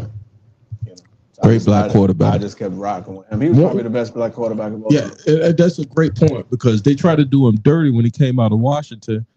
Didn't want to make him a quarterback, wanted to make him something else, so he had to go to Canada. Left from Canada, played himself back into the league. He wasn't going to play anything else. He was going to be a quarterback. He was going to be a quarterback. They didn't think he was going to be the type caliber quarterback that was going to lead it. Who was first, Randall or Warren Moon? They played together at the same time. Warren Moon came out first, though. He was in Canada. Yeah, they do the black quarterbacks dirty. All right, but so with that being said, Marcus is only a Giants fan. Well, yeah, he's the local dude. Yeah, Marcus is a Giants fan here. And I was thinking back to the Giants Super Bowl when we was coming up, 1986-87 season. They played Denver.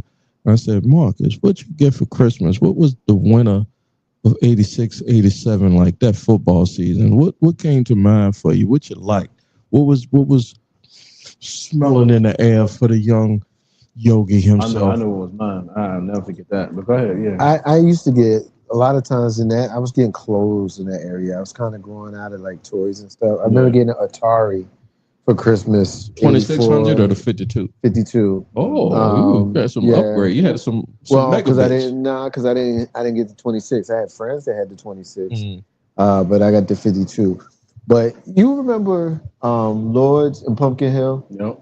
Okay, so Journal Square. right. So this is a store. These are children's stores in Journal Square in Jersey I've been to City. Journal Square. And so I would have been shopping there during these years. And there's this sweater that I got. And I love that sweater. And I wore it all the time. I got pictures of me in it. And to this day, my daughter wears that sweater. Oh, she can fan. Oh, that's the one that she took to school. Yeah. I got that sweater. That is awesome. Probably 87, 88 maybe, and whatnot. You got to put that in social media and tag taking those shorts out. I'll weave it into the edits here. Is it a tight sweater though? Is it a tight sweater for you now?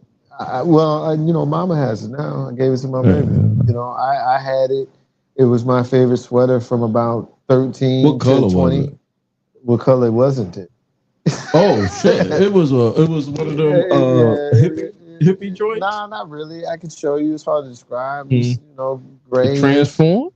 No, it was just a sweater. You know, if you watch the Cosby Show, you see Bill Cosby. It was a Gordon Gardner. It was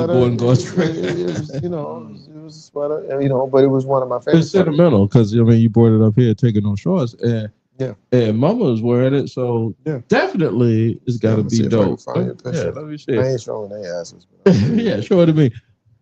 Same thing to you, Dan. What was the question I put to you? That is wine kicking in. What was it? Christmas? Yeah, Christmas, 86, 87. It was anything having to do with the New York Mets. We had just won the title. We had just won the title. I got the Mets satin jacket. You remember the old starter jacket? I got a strawberry jersey. I had the starter jacket. I had the sweatshirt. I had a hat. I had whatever. I had baseball cards out the ass. Anything Mets related. My parents went in. That lineup. I'm sorry. Let's do this pitching staff for the Mets. 86 Mets. Bobby Ojeda, Sid Fernandez. You had Doc Gooden. You had Sid Fernandez. You had Bobby Ojeda. Ron Darling. You had Ron Darling, and you had somebody can get us on it. Oh, that's dope, man. Oh, that's a dope. That's an 80s sweater. That's a Keith Sweat sweater right there, baby. Hey, last night came with matching pants. Right, it started saying there. That's one of them sets. That kind of Hey, come on, Mark. You could hit that jump. How I wanna really there. His banging ass. I hate Keith Sweat. I cannot stand Keith Sweat. Was banging down here. I ain't like him neither, but he was wanging down here. Oh yeah, they love that banging. We gotta hit the fifth person of the 86 Mets pitching staff, man, because we knocked it down. I'm gonna look it up. Bobby O, Ron Darling, Sid Fernandez. Maybe they only have 5. Dwight Gooden. Maybe they only have 4. No, they have 5. And Ricky Aguilera was a starter, but they moved him to the bullpen. So he might have been the fifth but he got moved to the bullpen. Honestly, it's another guy. I'm sorry, just want to get the rest of your. Wasn't David Cone there? Yeah, David Cone. Cone was after. Cone was after. He was close though. He wasn't in 86. He was after. He was like close to 89, 90, 91. I know who got the last out. Don't tell him. I know Damon knows. You know who got the last out in the 86 World Series? Mm-hmm. First baseman. Nope. First baseman. No, the pitcher. J.O. 86 Mets. Uncle. From Dukes that has an uncle. Uncle Jesse. Okay, there's your first Jesse. We're saying it like it's like it's charades or something. Jesse. And also, can think Dukes has it still. What was Boss Hogg's sidekick's name? Cletus? The other one, the main Enos? one. The main one, man. Boss Hogg? Boss Hogg's main sidekick was who? He's going to be so mad at himself. I'm mad at you right now because you don't remember it. You need to leave that one alone. Yeah. Who was Boss Hogg's main? Cletus. Roscoe Pico Train. Okay, all right, so you got Jesse, Roscoe, but not Jesse Roscoe. Jesse. Oh, Roscoe. There you go. Right. Looking it up. Y'all right. Hit one of the buttons and shit to give me some prize or some shit. There you go. That's what that is. Oh my God. Bobby Ojeda. We said that though, didn't we? You said Rick Aguilera. I mean, We said Bobby. That was the first name I said. Ojeda. Your ass better call Rick somebody. Aguilera. Oh no, what's the other one? Sid Fernandez. No, it's right another here. Dwight Gooden, Bobby Ojeda, Ron Darling, and Sid Fernandez. Ricky Aguilera also Was the fifth contributed starter. as a starter and a reliever. Yeah. So there was only a four. They had a 4-pitcher rotation. Yeah. Roger, the bullpen was anchored by Roger closers McDowell. Roger McDowell, Jesse Orozco. Other key relievers included Randy Neiman and Doug Smith. I never think about them, but I didn't think about it. I just knew that four. And that's when they were letting a pitcher go into the 7th. I'll be honest with you. I don't know how many games that I never see a curveball like what Dwight Gooden was doing. He had the best before curveball. or since. To this day, He the was best wicked. curveball I've ever seen. in the majors. Wicked. All time. Yeah. Wicked. I saw a stat that said whatever year it was in the 60s that Bob Gibson pitched the equivalent of 2 outs less than a full season, meaning he missed no game. He missed no games and he pitched every inning of every game. They need to get that man his and money. The only way that he didn't was a couple of 9th innings that he didn't go out for because the team was losing. Yeah, they need to give his estate more money. Like, could you imagine pitching every inning of every game? Yeah. That's 162. Every 5 going 162, 5 going to 150 every 5 days. Well, they said that, what is his name, Nolan Ryan? Mm-hmm. They said he pitched like 150 pitches in his final game because he had blown his arm out. People, I mean, the audience is not going to understand because baseball, the way we fandom about baseball coming up, when I remember we had a billboard in a field. We lived in the ghetto, and there was this billboard, or the field, and I used that as it was an empty field now at the corner of Cary and Shields Avenue. Now it's gentrified the F out. I saw a house on that block that was going for $500,000. When I was coming up in the 80s, I was dodging roaches and rats. So it's a real fucking thing. But they had this billboard there that faced Curry Street, but behind it was a big field. And I used to play by myself, or I had one of my friends in the neighborhood. Shout out to Buddy Jackson. I don't want to mess up now. Oh, what did I do with my... Oh, there we go. Exactly. He used to come over. He used to pitch. Good arm. Pitched in high school, and I would be the batter. And he used to get the wood from the walls of our house to use as a bat to go kick it over, because that was my Fenway big wall, that billboard. So that's how I fell in love with baseball. So the younger folks don't watch baseball as much as we did because we probably don't incorporate them into baseball as much. But still to this day, I'm reminded either by you, it's a brother from, it's a white brother from Connecticut who's a Red Sox fan that works for me. And every season, spring training, I see him. We might not speak 5 words throughout the whole year, but spring training come and he got that Boston accent. We going, He's ready. Yeah, he's ready. He hyped, right? Shout out to Wade. All the way this year. Yeah. Shout out to Wade, And then we check in at All-Star break.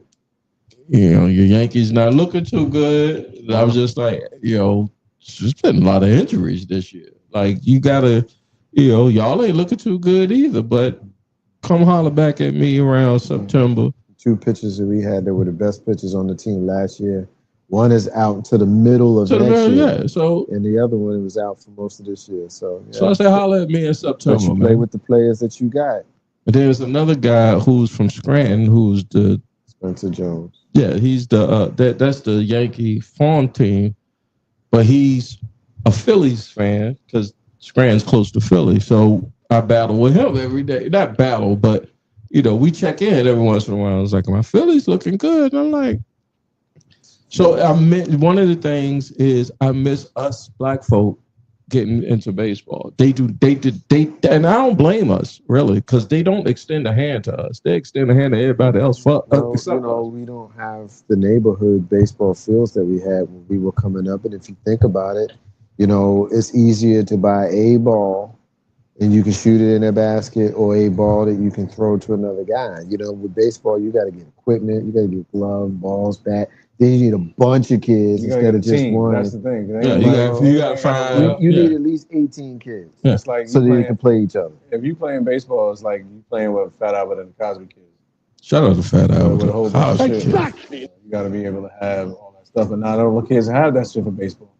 You know what I'm saying? To get cleats and a bat and a glove and all that other shit. It was a lot. Hey. It's Fat Albert, and I'm gonna sing a song for you. Let me finger, y'all. Remember he would point the finger at the camera? Man. Fat Albert was one of my favorite cartoons back in the 80s, man. And right after Fat... for the Brown Hornet! I would watch Fat Albert just for the Brown Hornet. Yeah, everybody did. Yeah. Yeah. Hey, look, how many people younger than us even remember the freaking Fat Albert show? I don't think younger than us. This is Black Gen X. I got people who didn't know who D for What's Happening was. Oh, yeah. Rest in peace. Yeah, rest in peace to D from What's Happening. Dr. Danielle Spencer. I want to say that I saw she was a Richmond resident, right? She lived here for a long time. She lived in the RCA. Huh? She was only, 60? Yeah, but she had been in ill health. She was diagnosed with something really early. I remember seeing. Well, she was in that car accident in the 70s. She never really fully healed from that, and then she had cancer a few years ago, and then she, beat that one cancer and died of a different one.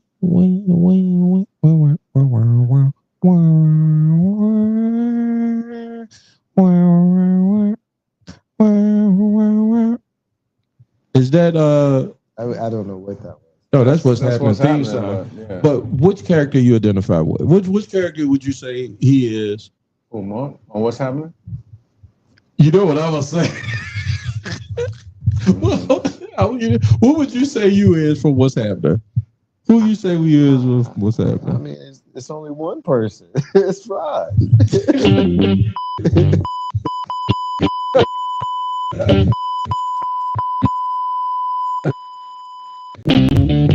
Hey. But you know what's funny? I often greet people by saying, hey. To this day. That's how you hit that on the nail. Yeah. You give me 500 more pounds, I'll be Rewind. Shout out to Rewind. Yeah, but I would be Rewind. Remember when the Doobie Brothers came? What Doobie you be? What are you, a half I'm brother? Michael McDonald for sure. What are you, a half brother? What an episode! I think one of my favorite episodes was, you remember the episode when Dwayne was going out when Roger hooked Dwayne up with the girl? Yeah. And the boy, when Roger hooked Dwayne up with his girlfriend's friend. Oh yeah. And the boyfriend was back back and forth, and he was gonna fight Dwayne. and he got some balls when he was about to fight. He said, as a matter of fact, I'm not scared. I'm ready to fight for this, bro. He's like, I'm right here. What you gonna do? And then Roger's like, Dwayne. Hey, look, D. When you see a person on the telephone, you don't come in the house and say, "Is mama home?" Yeah, you don't do it. Wait for a person to get off of the phone, and then you say very quietly, "Is mama home?"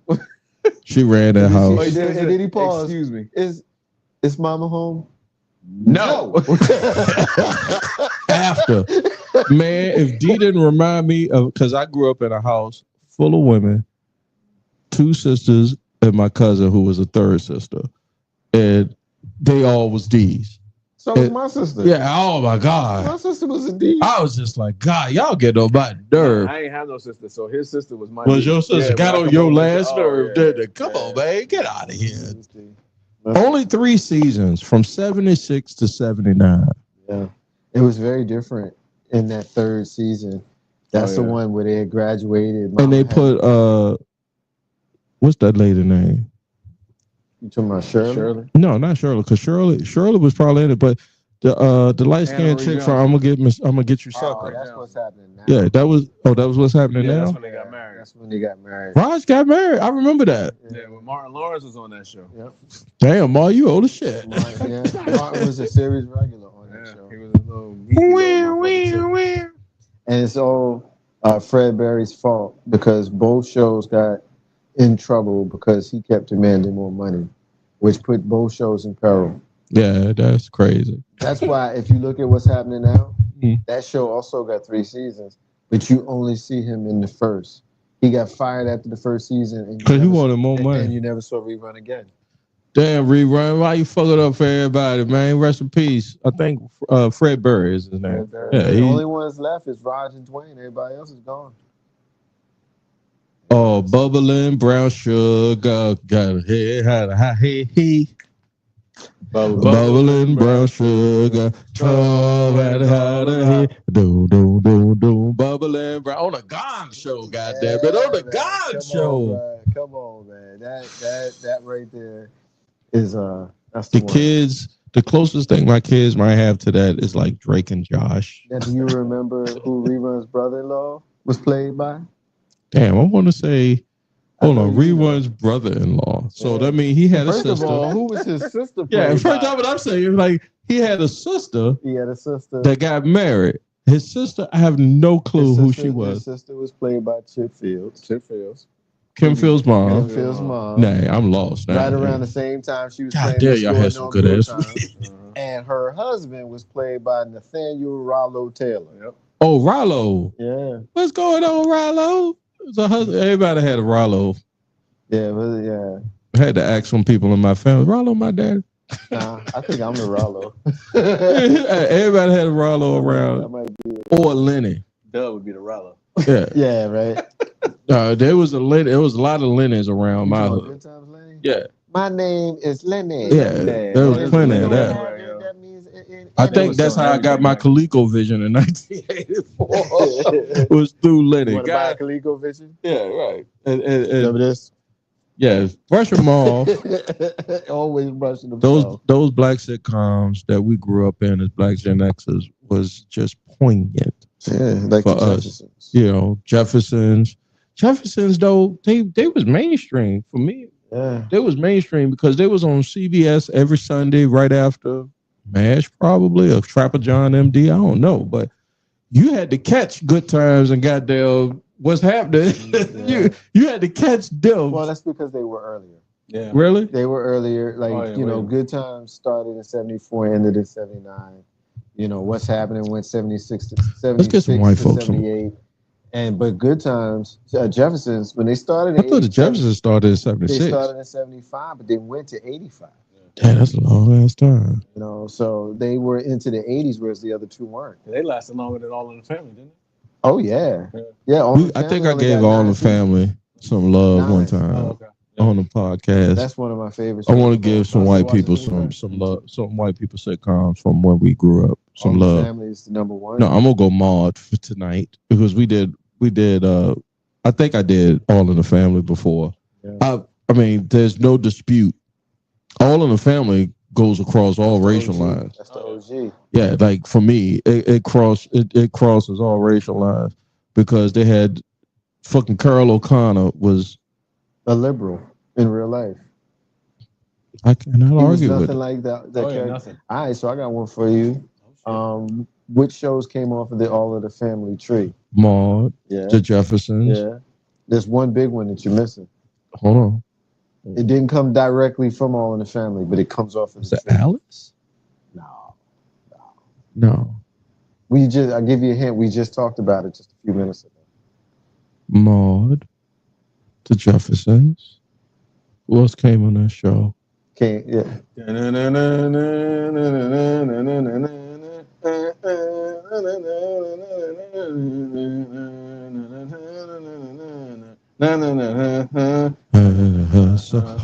Florida Evans was there. She was the maid. There you go. The Good There Times. you go. They changed it though because Maude was set in New York, and James's original name was Henry. Yeah. So they switched it. And I up. remember the James wasn't the same James. was. He had It was. he had the toilet It bowl was. cut like I had. He did. It was That saying, shit was He had a toilet bowl cut. I remember that actor. episode. He was on Martin. He came with Yeah. on Martin. His shit was nasty, and it was up in the that back. shit was up in the back. If that shit was He like said, "Come on here, Florida." that shit was like a whisk broom with cotton stuck to that. The boss say, boss say, you ain't gonna let that black man talk to you like that. See how the white women do you, white liberals do us. That's what she said. She say, she say, don't go nowhere, Florida. That black man is trying to own you. And Florida said, that's right. I liked Happy Days. Talking about white sitcoms, I enjoy watching Happy Days. I like Happy Days, but here's why I didn't like Happy Days as much. And it's not because of Happy Days wasn't a good show, by the way. Happy Days was a very good show. I will get to the reason why it sucked. It was because when I was growing up, when Happy Days came on, and then it was either Battlestar Galactica and Happy Days or Happy Days and Laverne and Shirley, I had to go to bed, and I was mad. So why you didn't like Happy Days? That was corny. That shit was corny and stupid. The Fonz? I never forget the episode. You won't hit the exactly. You can hit the exactly all you want today. The shit with the Fonz, he got punked or some shit like yeah, he got jumped off or some shit like that. I remember that episode. But my white TV show was Alice. You remember? Oh yeah, I love Alice. I used to love watching Alice. Yep. Early to rise. Yeah, Alice and Kiss My Grits. Hello. Crazy WKRP in Cincinnati. Shout out to Lana Anderson. They had one of the best intros. Yo. Baby, if you ever wondered. Lana Anderson just passed away, by the way. And shout out to Tim Reed, VA resident. Shout out to Lana Anderson's boobs. Shout out to Burt Reynolds because he got to play with him. Yeah, he was in it. he was doing a Shout serious. out to Jack Tripper. He lived with 2 women. Yeah, he was doing a serious Cannonball one, and Jack Tripper was seriously. Was he banging Chrissy? No, he was at the Regal Beagle. Beagle. It was all platonic. No, I think him and Janet had something going on. And I said this when I walked in. I got on my Mr. Furley shirt. It really does look like. Yeah, I got. Y'all can't see the whole thing because it's 1080. But when I transform this some bitch in 4K, y'all gonna see all the goddamn shit up in here in this shirt. As soon as he walk in here, you gonna say. We've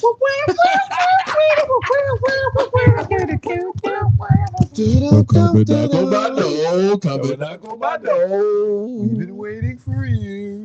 I'm going to the Regal Beagle with Larry, and I'm knocking 2 big bills down tonight. Hey, look, damn it. Look, Mr. Roper messed it up for all of the brothers because here you had this middle-aged man whose woman, all she wanted to do was break him off. Yeah. And here you go acting like it's a problem. Like, you messed it up for everybody. You knew you wasn't gonna get nothing else. You wasn't the best you could do. You wasn't, and that's the thing. There's a couple of times it got dropped in his lap, and he was like, "No, I can't I'm do good. it." Yeah. The writers of the Threes Company for Mr. Roper need to kill him. If you still alive, you need to just go ahead and carry yourself. She was the queen of the moo.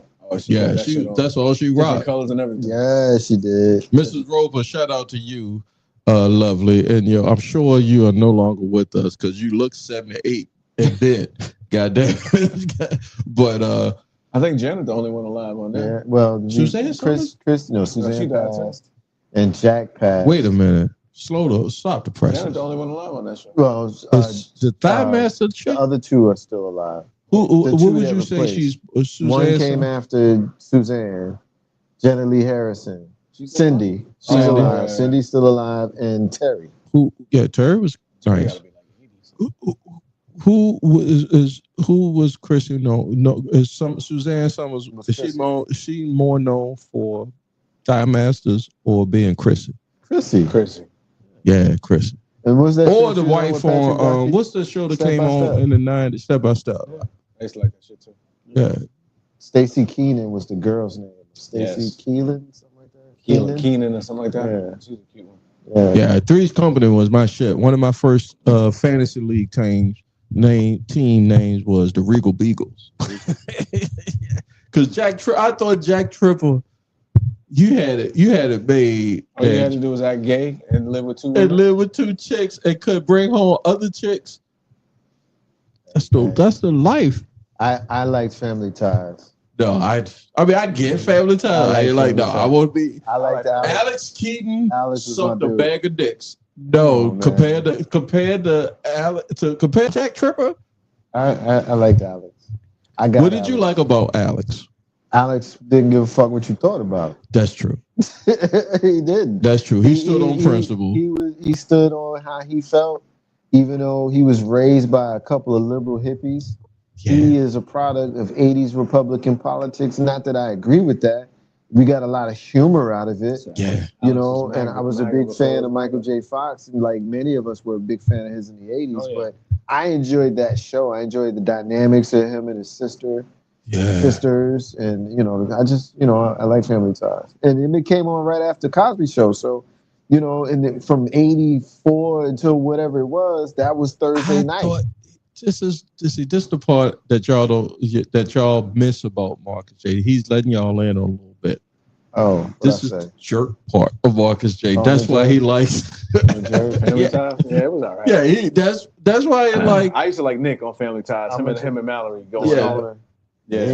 Hey. Go back to what you said. You said I'm an asshole.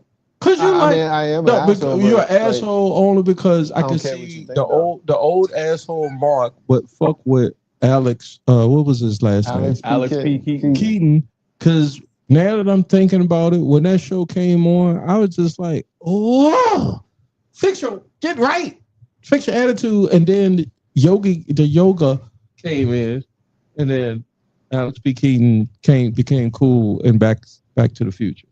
Oh yeah, I mean his movies, Marty McFly. You know, Teen Wolf, Marty and Teen Wolf, and some of the Teen others. Wolf was my shit. Yeah, it's like that Teen Wolf shit. Yeah, Booth, wasn't that his girlfriend's name? Booth or Poof or whatever her name was. Give me your best HBO 80s movie. Weird Science. There you go. She's alive. Not bad. That you didn't see in the theater. Weird Science. Flash Gordon, Rocky 3, Convoy, Rocky 3, Grease 2. Those are movies that I remember watching Rocky in the 3, 80s Grease on HBO. 2, and we had Wolverine. What was that movie with the Wolverine? Breaking 2, Electric Boogaloo. Electric Boogaloo. Revenge of the Ninja. Revenge of the Nerds. Revenge of the Nerds. What was the Wolverine's movie? Red Dawn. Red Dawn was good. I saw that on cable. I tell you what, you all remember how HBO had the intro before they did the movies where you would see the animation flying through the neighborhood? Yeah. And then it would come up into the sky and then you would see it going out of space. We looked up last week how much cable costs. It might have been last week or a previous episode. And the cable back then, just to give you folks, to let you people who thought egg prices was a big deal on November 8th of last year. Cable cost $15 a month. 15 and 50. 15. Yeah. $14.99. Then you added a pay channel at $1.99 or $99 a piece. You know what was crazy? You know, on the top of 167, we had a satellite dish on the top of the house. You had a dish? Just for HBO. God, that's crazy. I mean, you talking about the 80s, like 82, 3. Crazy. We had a big ass dish on the top of the house. The only purpose of it was for us to get HBO. And just one channel? Just one channel. It's in the early 80s. Right. But then we had a little knob on the box. It looks like an antenna with a little knob. And that was how you got HBO. So you had to press a button. And it wasn't even 24 hours back then. I remember when HBO was. We had this thing. As far as I had, it was always. We had it was called Centerview for early cable. We had HBO 24, but Centerview they played like the artsy shit, like the Elephant Man. And my folks was like, "You can't watch the Elephant Man." I'm like, you say that, we want to watch the Elephant Man. I remember now. I used to tape all my favorite movies off of HBO, right? It's probably around 87 or 88. It was like the first time somebody broke in our house. They stole all our shit. And they stole VCR. Real Jersey City shit. They stole, and my Crush Groove tape was in there. Oh yeah, that's some real Jersey City shit right there. God damn. They took my Crush Groove tape. It was in the VCR that they stole my Yankee starter jacket. You think you took it on? You think they took the star? You think they took The Crush Groove. Nah, they ain't thinking about no Crush No, Grooves they in want the the VCR. VCR. They got the bonus when they plug the When they plug motherfucker in. This nigga like Crush Groove in the bitch. You know what I'm give saying? you. I want to get a Robinson exactly, but they stole my Casio keyboard. yeah, I had a What, Casio. musical keyboard? Yeah, the Casio joint. I had a Casio that played the. Yeah, one of them. The Dope ones with pre-program nice joint. pre-program One instruments. of them. That, Yeah, like I you- want them to too. they stole that, my Yankee starter, and my Crush Groove tape. Damn. And you know what Ain't we nothing did? worse than getting robbed, you know what man. we did after that? We got a dog. Yeah, Bastard. yeah. Tell him why you said that. Ain't nothing tell worse him. than getting You robbed. want me to tell him for You real? tell him. Why you get a dog? Well, No, what happened with the fucking dog? yeah. So we got a dog because our house got robbed a couple times. Right. So my dog didn't like Damon and bit him. Oh shit. It wasn't even like that. No, No, my brother-in-law dog No, you know what it whooped was? me. It wasn't even like that. The dog didn't even know me. And the fact of the matter was, I stopped. I was Were you just being a friendly? good Samaritan. Yeah, one day. that's the worst. I Hey, was look, all the way in I was Virginia. doing a good Samaritan shit one day. I'm driving past his house. He's in Virginia, Mhm. and I see his mom's, who's my second Stop mom, it too. going up the stairs Stop with some it, too. groceries. She's going upstairs with groceries. I pull my car over to go help her with Ain't these that some groceries. shit? The dog She's got like, loose. "Oh, thank you. Oh, you ain't had to stop." Da da da. I'm going up with the groceries, and I guess she didn't realize the dog was out. The dog got loose. The dog got loose, and May I man, that motherfucker had me pinned between the screen door and Wait. the Get your regular- dog. You Get had your to close. I'm dog. like, oh, Get your dog. Took a chunk out of my leg. Get your dog. They felt so bad. Get your. Hey, Chris. Hey, look, Get your dog. hey, look, Hey yo. look, if Hey, I ain't yo. so much, I would have sued their ass. What Hey, Chris. Get your dog. did he have some meat or did he have some clothing? No, he got the pants, and Yeah, but he like, won't take let my that phone. motherfucker go. I can No, he tell got you the that. pants. He ripped German the shit out of Shepherd. my pants. I debated whether Obi should come through tonight. I'm glad I didn't let him come through. Yeah, that dog took a chunk out of my leg. I was like, Get your I'm never being a nice motherfucker ever Get your again. dog. All right, we heard it enough. Right? No, that shit funny, dude. Hey, look at it this way. Misha weren't the only one he bit. No, because I tell you I this. don't give a fuck who else he bit. He bit me. It's nothing worse than when you fuck being was- friendly. To give a little credence to what you're saying, it's nothing. I remember we was Nice taking guys, my middle son down to college in Charlotte, right? And my brother-in-law stayed down there, so we stayed with him. He had a German Shepherd, right? A rescue, by the way. That's the worst. Because them niggas don't know how to act anyway. You don't So know where they They came got from trauma. on the train. Yeah, they got Kid trauma. It ain't like you go to a psychiatrist with a dog. You can't go to no dog psychiatrist and let him And get my rid of the trauma. brother-in-law, being a good brother that he is, he said, "Hey, I will let you know. I got a dog. He's a rescue, but you ain't got nothing to worry about. That's the worst thing that motherfucker could have said. Famous to me. last words. Hit the bullshit. A bullshit. A bullshit. A bullshit. So we pull up, we unpacking, and I see Buddy, and he's looking at me real friendly. Like, he looking at me like, yeah, Get we this good. Like, come on. And we walk in, I set up downstairs, I come downstairs, and he's looking, he's like, I said, oh, you want to play? You want to play? Yeah, come on, let's play. Let's play. I got a chunk of my hip missing. He out the blue. Ha! I said, yo, and my wife said, yo, did he just bite you? I said, it's all good. I tried to play that shit off. No, I didn't play that shit off. I milked the fuck out of that shit. I was like, You oh man, I went in the house. He wanted the house and everything. But you know, He you know what got me? You know what got me? His mom's felt so bad. Moms felt so She bad knew she about couldn't the do whole nothing shit about because what he was finna do to you. because he just bullied right past Yeah. me. So what does she could do? He sniffed He me. did what he was. He Oh, yeah, did and what I he was found brought out. to do. When they told me, when I found out, He clowned me. Yeah. He clowned the shit out of me, yo.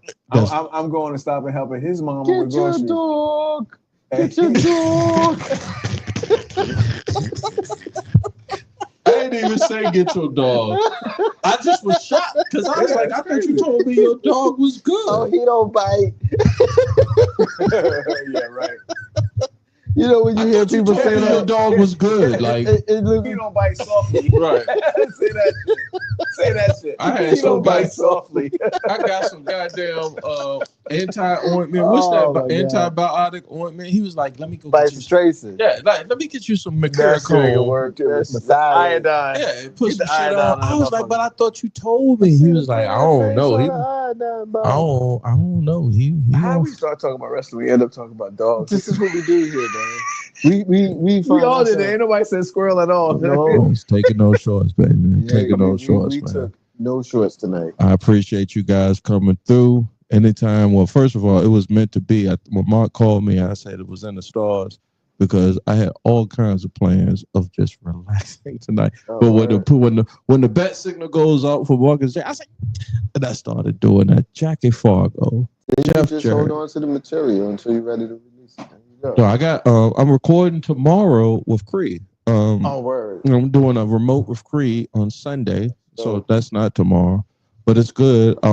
And thank you guys so much for coming through, giving me a great time to talk and chill with y'all, talking pro wrestling mainly because that's what the chat does. Yeah. My thing is favorite wrestler today, favorite wrestler today, Current active. current active, and then I'll take everybody out. Mark, you want to go first? For me, Jacob Fatu. Okay. I love Jacob Fatu. Current active.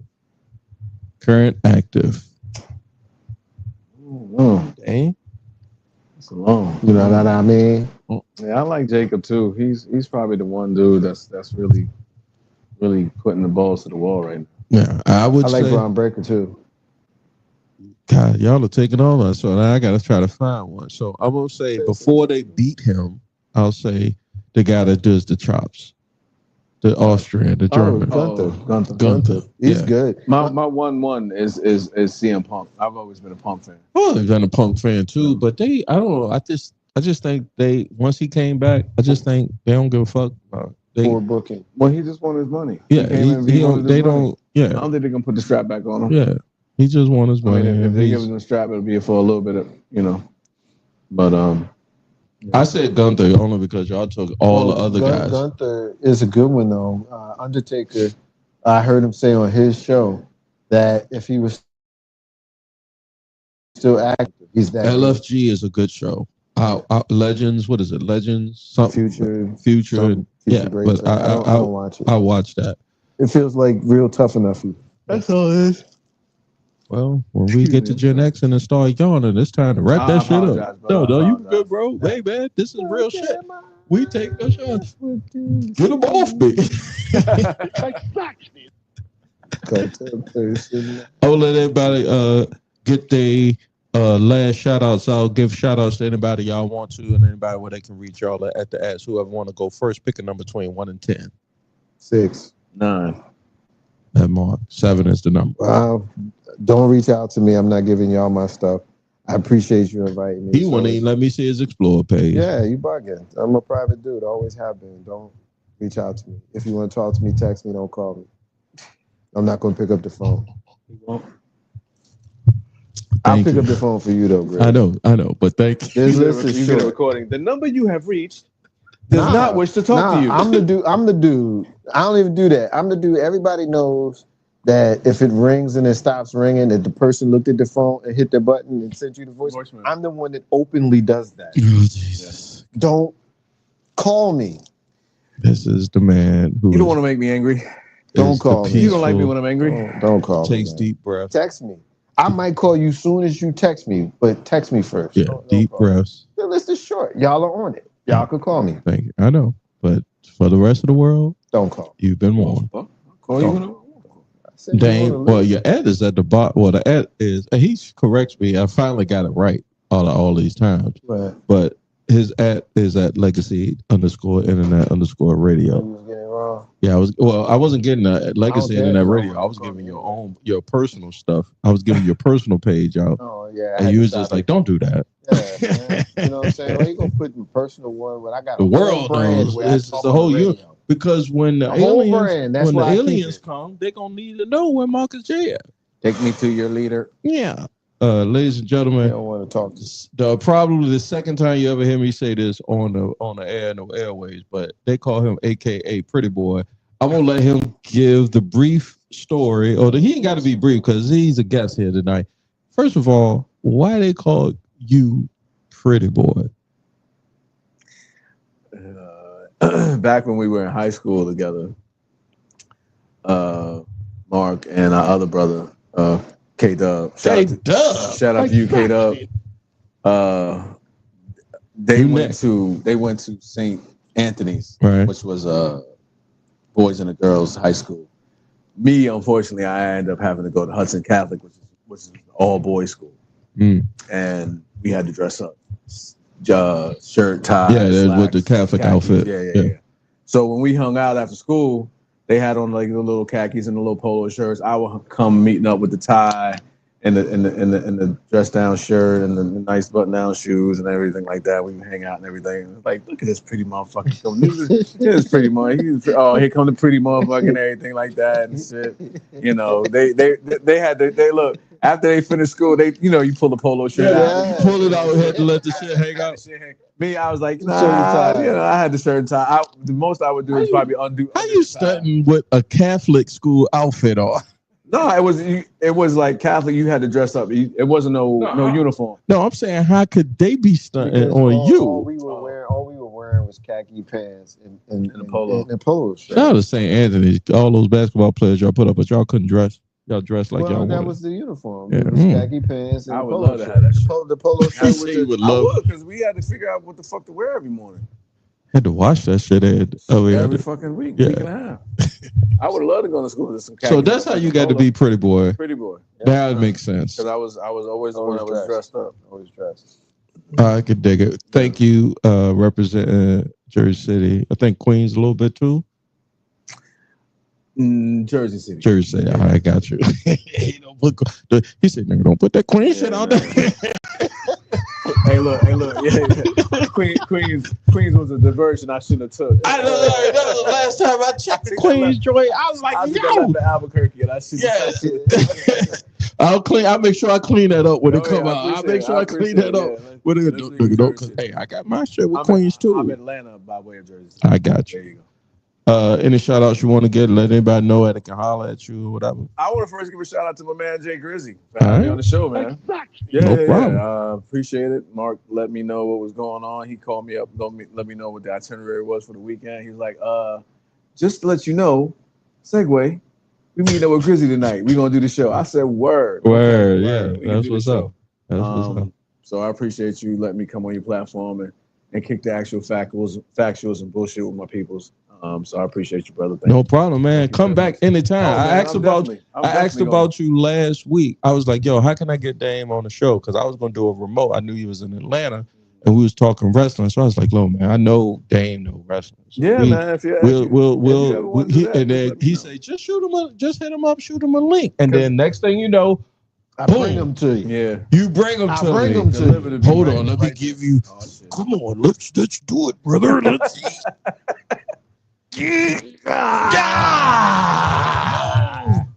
Let's do the handshake there. Appreciate it, Dane. Thank you for having me. Coming through, you're welcome at any time.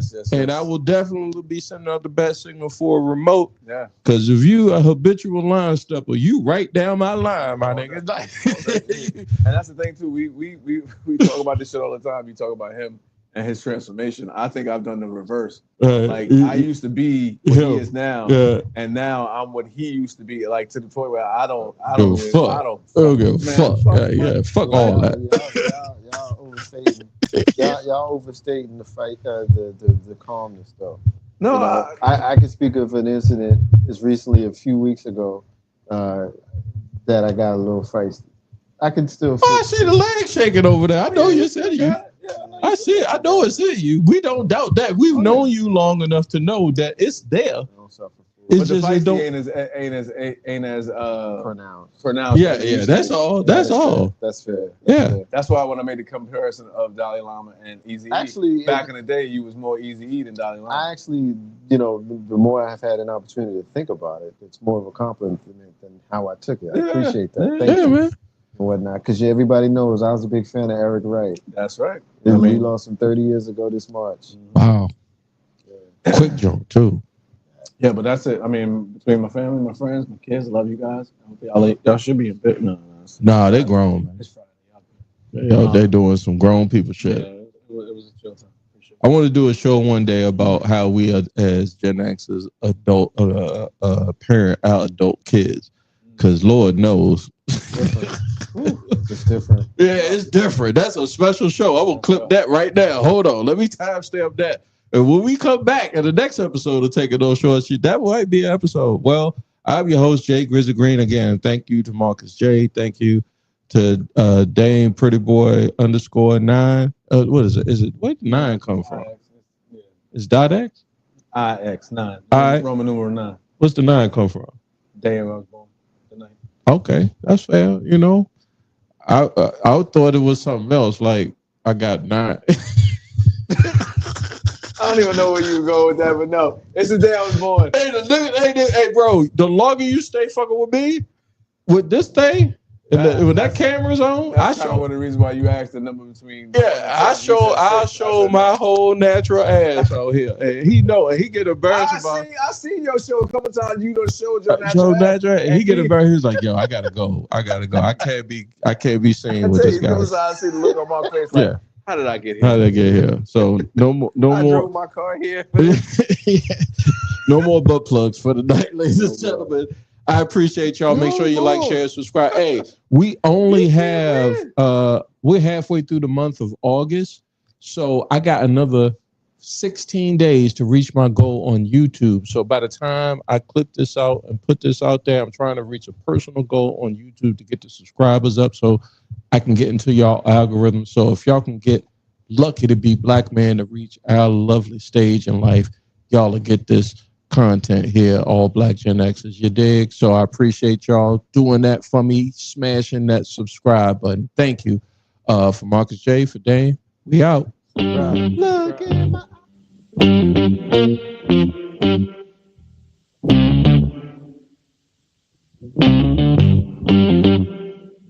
We talking about practice. Not a game.